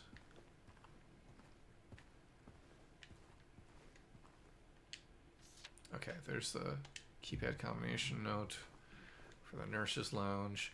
I just grabbed the keypad combination note for the nurse's lounge, so logically that means I should probably go to the nurse's lounge next, after I finish exploring this area.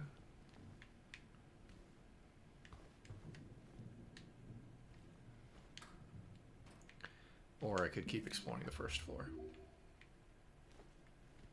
because there's probably other stuff down here that I need. No, okay.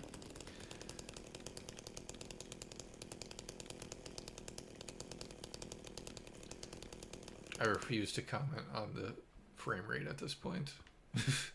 He said, drawing attention to it. We're just living. We're dealing. Okay. Yeah, we could go to the pool now.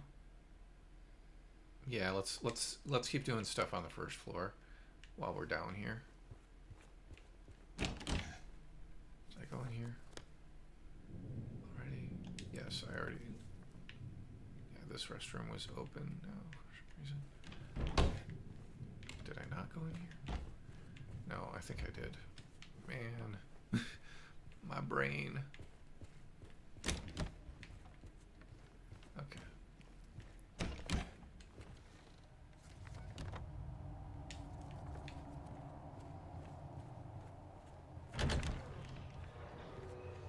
Okay, I can't get into the pharmacy from this side.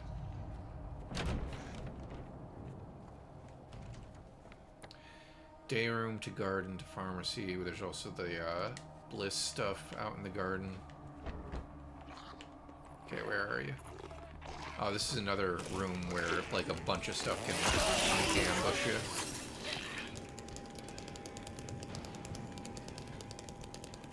Or I feel like maybe it's next room. Oh, come on, James.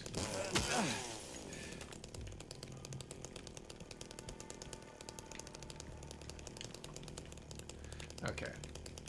It's 9:36. I don't think we're going to make it to the Flesh Lips boss fight tonight, but we'll keep going until 10, and then I'll find a good place to save. Unfortunate, but tech issues happen, and I need to learn to live with it.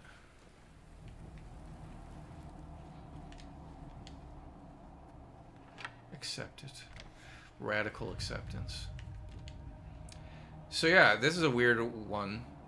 This was in the original game, this drain with the weird green stuff over it, and it in like early images from the game before it released, looks like it was just blood that the green stuff was supposed to be, and then in the game it was changed green. A similar thing happened with the butterfly room, where you reach into the wall to grab a key. That also was turned green and was red in the original images released.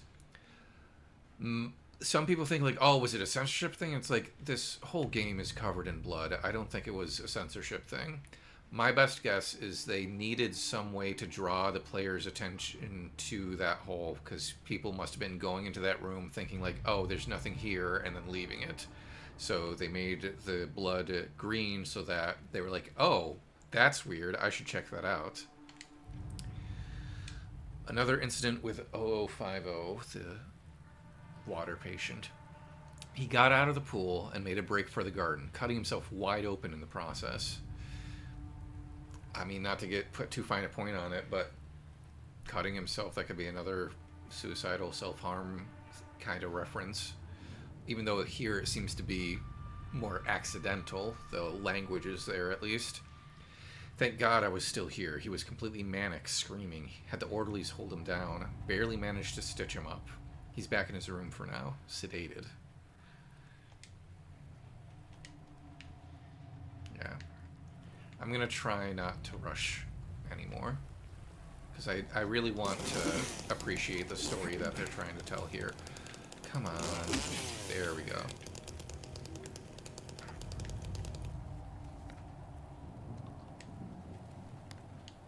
This is how I got in here. Yeah. And now it's time for The Garden Massacre, starring James Sunderland. Come at me, bro. Where are y'all? I got some steam to let off. I've been having technical issues, and various things have been happening that have made tonight's stream difficult.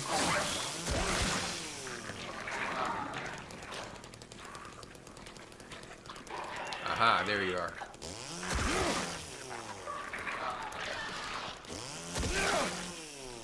And with the chainsaw, we make quick work of them.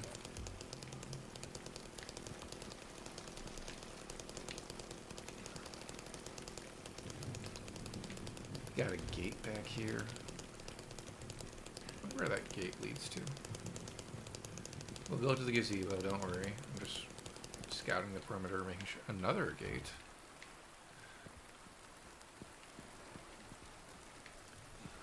Okay. The door is locked. But. And by but, I mean James's butt, which we get to see every time that he goes search for. Oh, fuck you!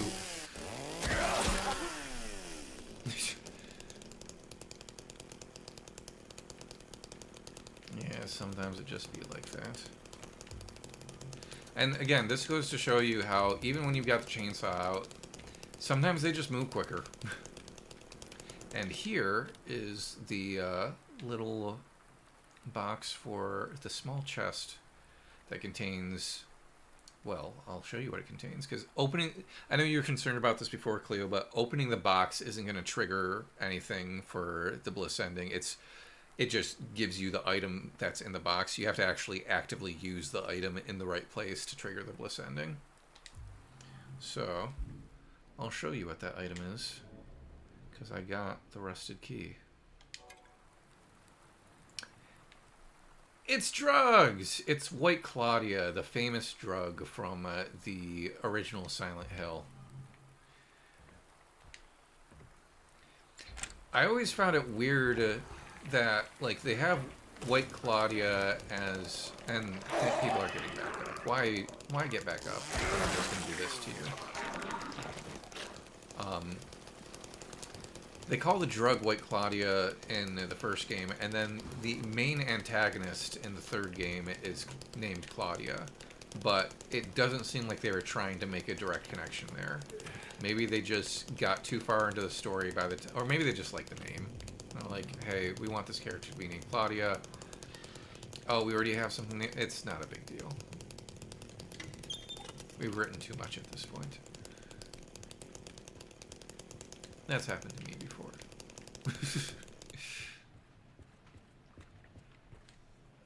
Man, you are hurting, James. Okay. Gotta get the thing for the thing.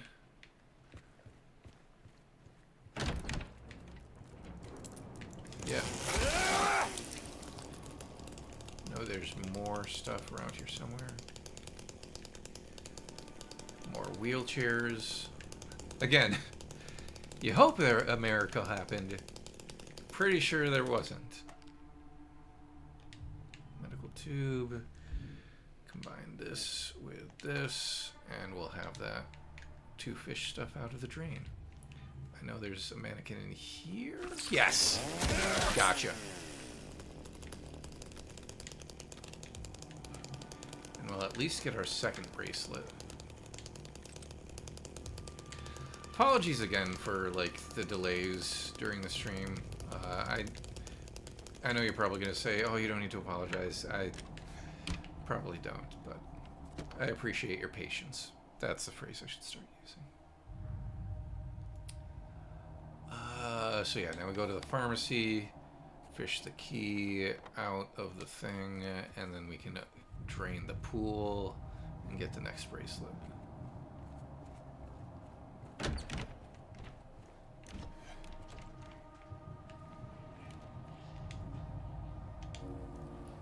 And yeah, I think the ear keychain is mostly just there to be creepy, like to look in and you just see, is that an ear down there? And then when you fish it out, it's like, oh no, it's just the end of a keychain. Okay.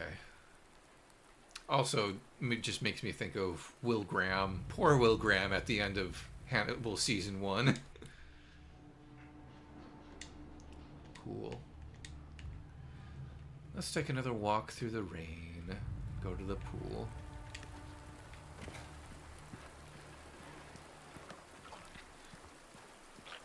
Yeah, I hear you. Nope. Not gonna bother with you. You want to fight me, you have to follow me. Which you probably will.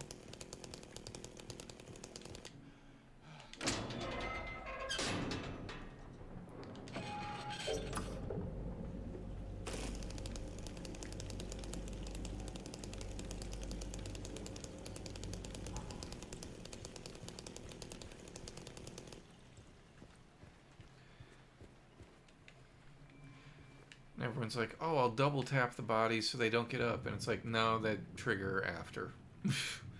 And we get that other eye. So who do we think why did he feel like he was being watched? And what importance does that have? Also, I just realized, like, the imagery of, like, oh, there's this dark liquid pouring out of the eye, like it's crying. I don't know how I didn't notice that before.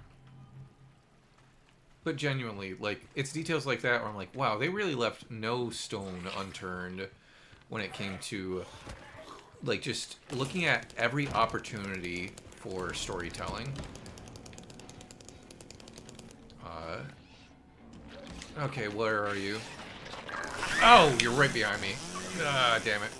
Oh, where'd you go? And this is where not killing things comes back to bite me. But again, I got the second bracelet. I also have the combination from the nurse's room now. So I can go up there. Oh. Oh, you're doing the head thing! Yeah, the head thing is so Jacob's Ladder. That was another thing that, like, when they were releasing material for, like, promotional material for the remake, when I saw the stuff from Brookhaven Hospital and I saw they were doing the Jacob's Ladder head jiggle, I was like, oh, that is exactly the sort of thing that they probably always wanted to do in the original game, and now we have the technology to do it properly.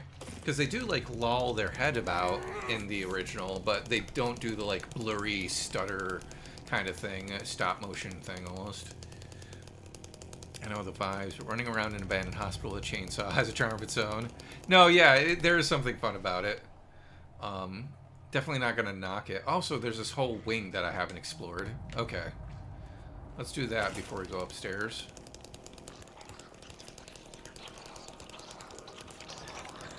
Hello, Daddy!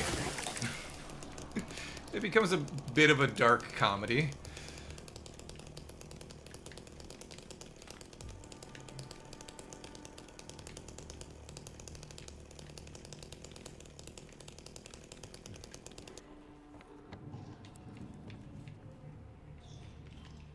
Oh, come on. Is that just... No, no, okay. I hear you twitching back there. Oh, and we've got the bugs around the mold remover. I remember waiting for this nurse that's out in the hall.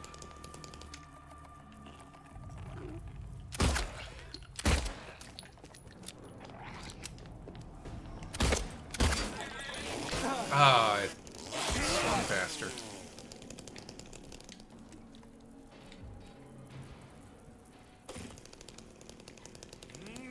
It's another nice little visual detail that they use in a few places to draw your attention so that you don't miss something important.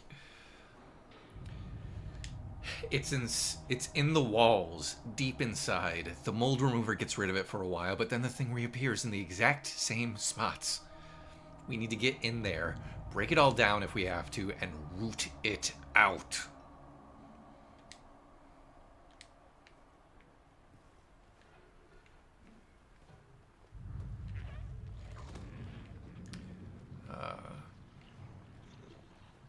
Painting on the wall. I leave all the paintings to you, Cleo.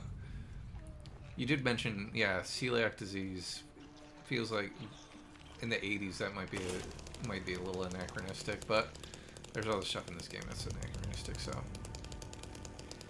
5 meals for celiac disease, 7 lactose intolerant, running low on potatoes and rice. Patient broke a whole cart of dinner plates, need to stock up. Monday, breakfast, oatmeal with fruit. Lunch, baked beans, sausage, eggs, side of salad.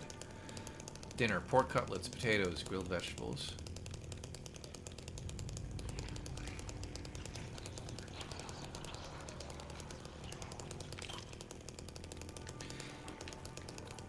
That's the other thing. I was playing Silent Hill Homecoming again recently, and there are things I really like about that game and things I don't. I'll say up front. Like, I'm not the sort of person that immediately just knocks it entirely. But one of the criticisms I do have of it is that the, like, notes that you find that are trying to, like, suggest some of this, like, storytelling, they just seem so generic and joyless compared to the specificity of some of this stuff in this game. And another beautifully visual moment.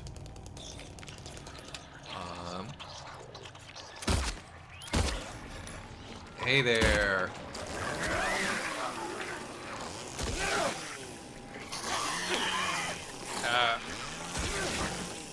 And there's a third one somewhere, I think.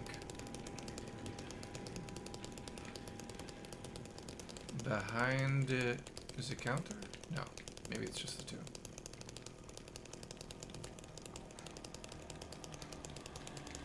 And you can't reach this one to break it, James. If you don't like TVs, you're gonna just have to deal.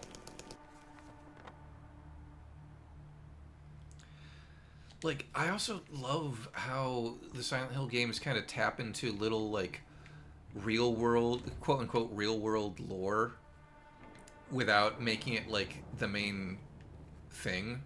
Like, when I think about the way the radio works and the TVs and stuff, I think about stuff like EMF and those sorts of things. And it just uses it as set dressing, which I think is awesome.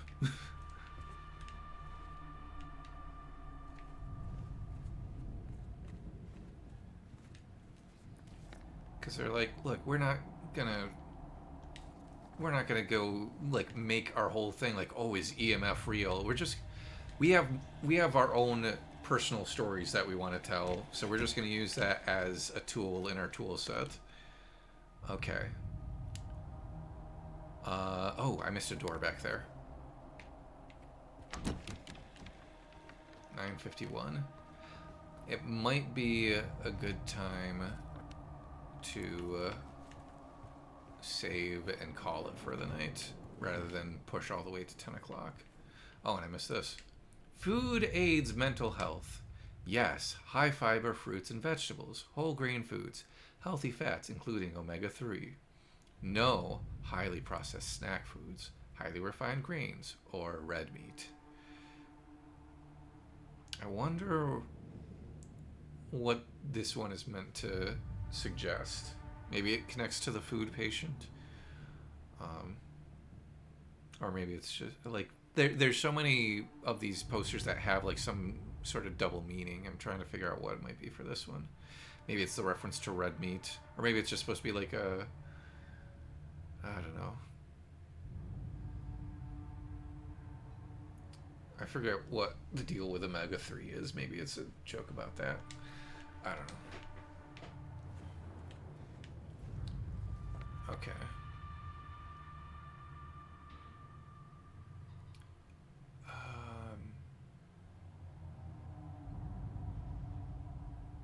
Do I want to do the nurse's lounge?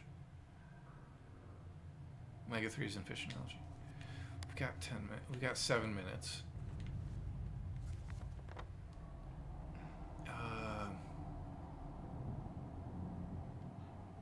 I'm wasting time just thinking about what I want to do. The wise part of my brain is saying, Ian, you're about to go right by a save point. You should stop there. And the ADHD part of my brain is like, nah, 5 more minutes. Come on, Mom, 5 more minutes.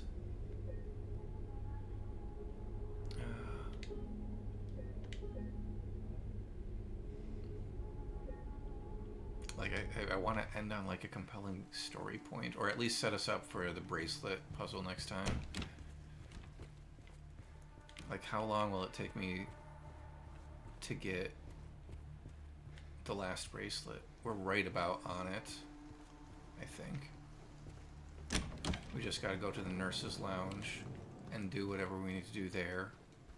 And then we go back to the director's office. I'm doing it. I've made the decision.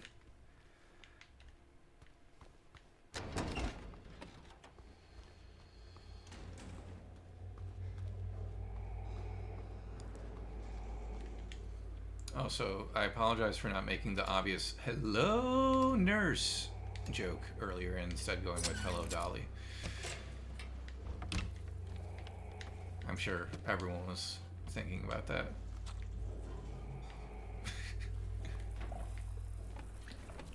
Yeah, this is rough. And that's again the thing. It's like, oh, this is disgusting. Then we go to the other world and it just gets more disgusting. So, here's gnarly ass note. And if you allow me, I would like to, as I've been with most of the notes, I'm going to do a little bit of a voice acting exercise. Always love an opportunity to. And what better place to do that than with something like this? They fed me garbage and rotting meat, crawling with maggots, thick with sinew. They made me bite down. The juices, red and yellow, hit the back of my throat. I choke and I gag and I vomit till my throat is sore. And an aching, throbbing tube of flesh. I push it all out, but I can still taste it. They bathe me in filth and blood and piss and bile. They gently rub human waste all over my body. My skin itches. It peels off like wet paper. I beg them to stop, but they don't listen. and then they lock me up with him. He's always there, closer each time, and the rot, it comes with him, it goes within, it becomes me. I just figured out who the him is that they're referring to in all of these notes, because it's not just the Angela character, it's not just the James character, and now we see it's not just the Eddie character. These characters are talking about the director. These characters do not like the director.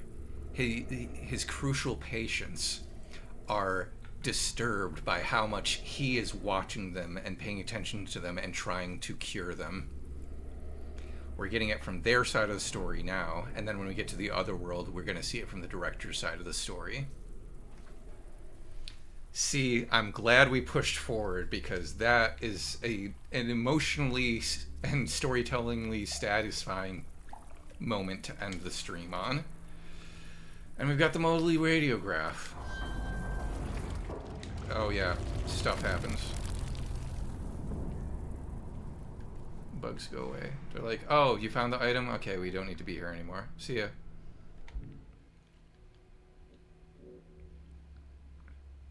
I mean, Cleo, isn't it a kind of pyramid head figure? I'm sorry, that was incredibly pretentious. But I mean, if James is pyramid head and James is the director,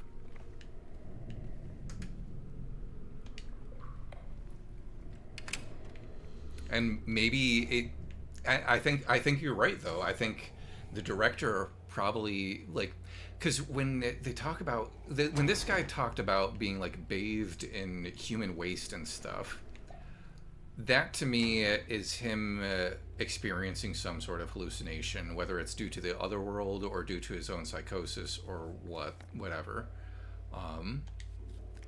And there's also something to be suggested by that. I think that maybe the director looks like, maybe for the patients, they don't see the director, they see something else in his place. So we think that's the patient who didn't want to be bathed, maybe the Eddie patient. Yeah, I think that patient that we just got the note from, the one that was bathed in human waste and talks about not being able to force the food down and throwing it up, I think that is the Eddie patient.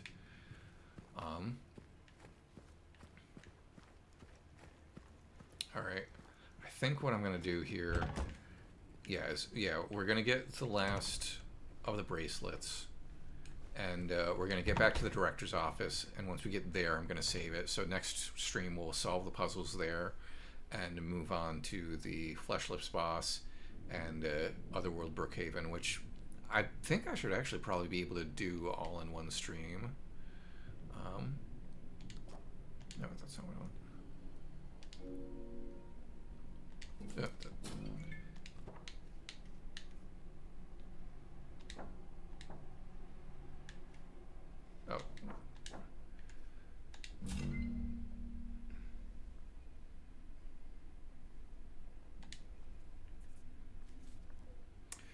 Also, Cleo, you mentioned in your video, like, you were like, I don't know how you do this with a controller. It might actually be easier on a controller, because I don't know if part of the struggle for you with some of the puzzles is like you're trying to use your mouse to click on stuff. I haven't played it with the, I could have just tested that right now, but with a controller you basically start on an item and you can only move using between, oh, you use WASD. Yeah, so with the controller you use the joystick, and that might be a little bit more intuitive, moving between different things than WASD. Okay, so yeah, we've got the combination now. We are going to push a little bit past 10, but I recorded the stuff at the beginning separately, so the video still should still only be like 2.5 hours for the gameplay. What the crap is the number? 43712. Okay. Again, thank you for your patience as we deal with so many things on tonight's stream.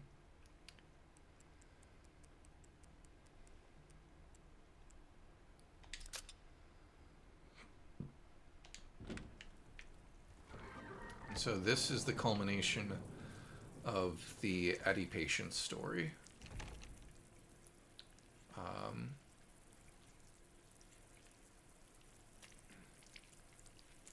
So I guess the Angela patient, we found her bracelet in that little tent in the archives, right? I think the places that we find these bracelets are where these different characters, if we're thinking of them just as the patients themselves and not as metaphors for the main characters, I think it's where they died. I think the James patient went to the pool because it felt calming and drowned himself there. I think the Angela patient locked herself up in the archives and maybe wasted away from starvation because they had blocked the door up with the boxes and stuff. And this patient, I don't know what exactly happened to them, but if we pull back the curtain, as it were, pull back the bed sheet.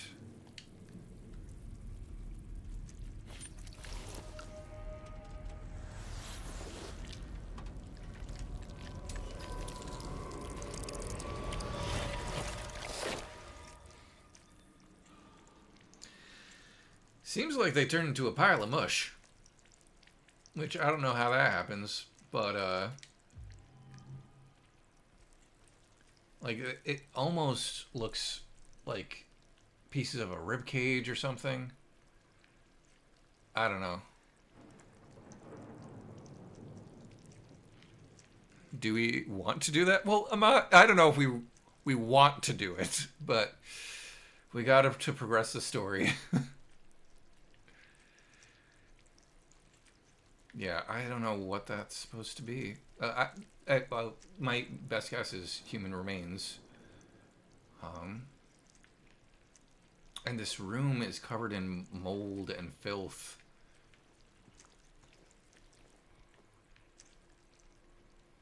Yeah, were they eaten by the bugs? Maybe. That would be that would be a like almost like uh ironic punishment sort of thing, which punishment isn't maybe the best word, but they refused to eat and they got eaten. Okay. So now we're going to go back to the director's room and call it a night. Because we can't get to the hydrotherapy room until we get into the area where Laura is. We can't do that until we get the rooftop key. And all of this probably seems unconnected for someone who hasn't played the game, but you will see how we somehow get from the roof to where we need to go. Where did I grab everything down here? Okay, where's the stairs? Stairs. There's a save in director's room. That's why I'm not saving over there.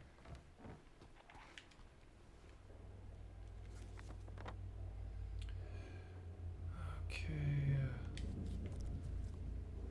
Go through here. And take a right.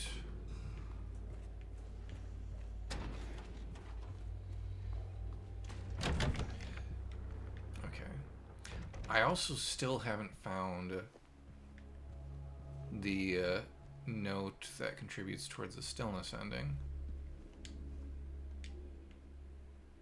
Which maybe it's somewhere here in the director's room after we solve the puzzles.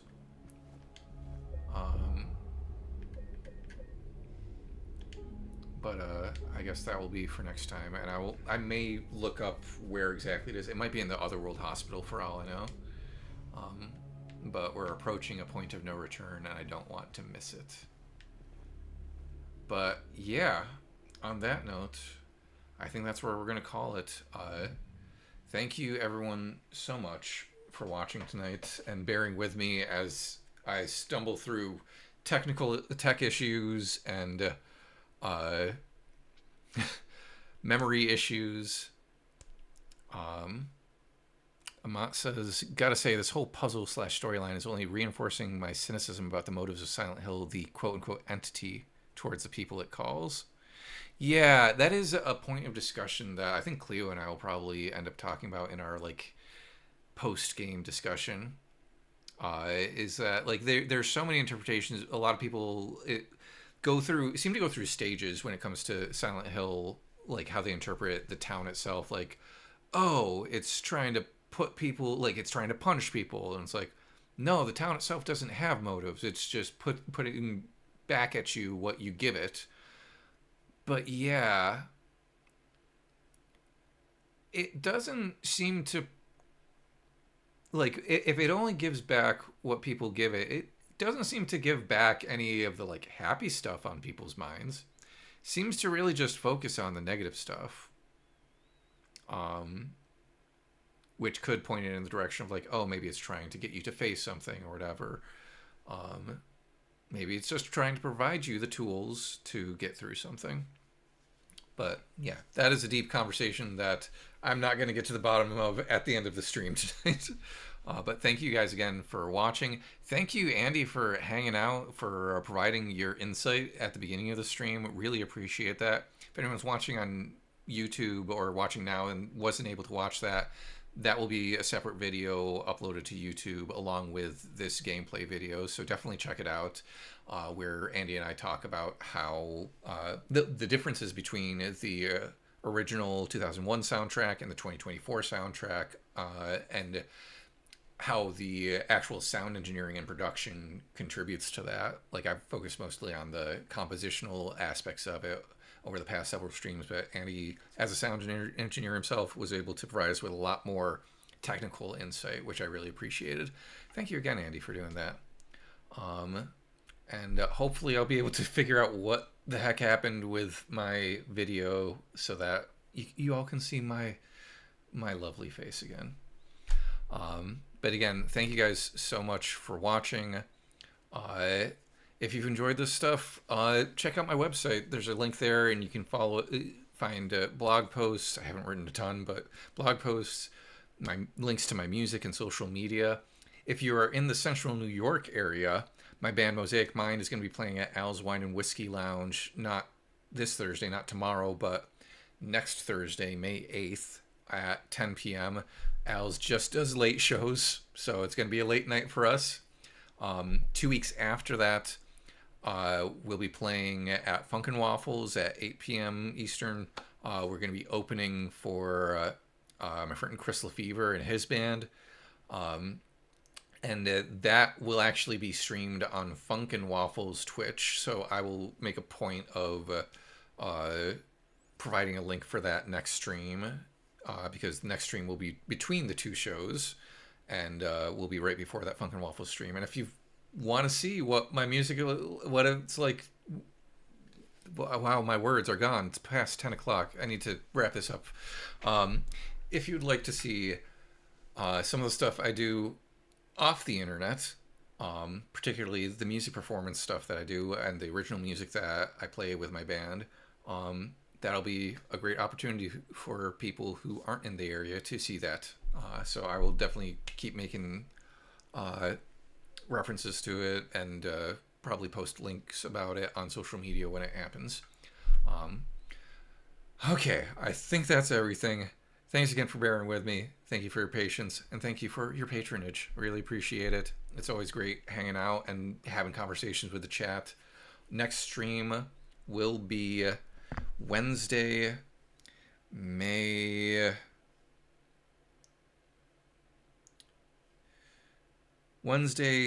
14th at this same time, 7 p.m. Eastern, and we'll be finishing up regular side Brookhaven and moving on to Otherworld Brookhaven. Hope to see you there. Have a good night. Take care of yourself. So long.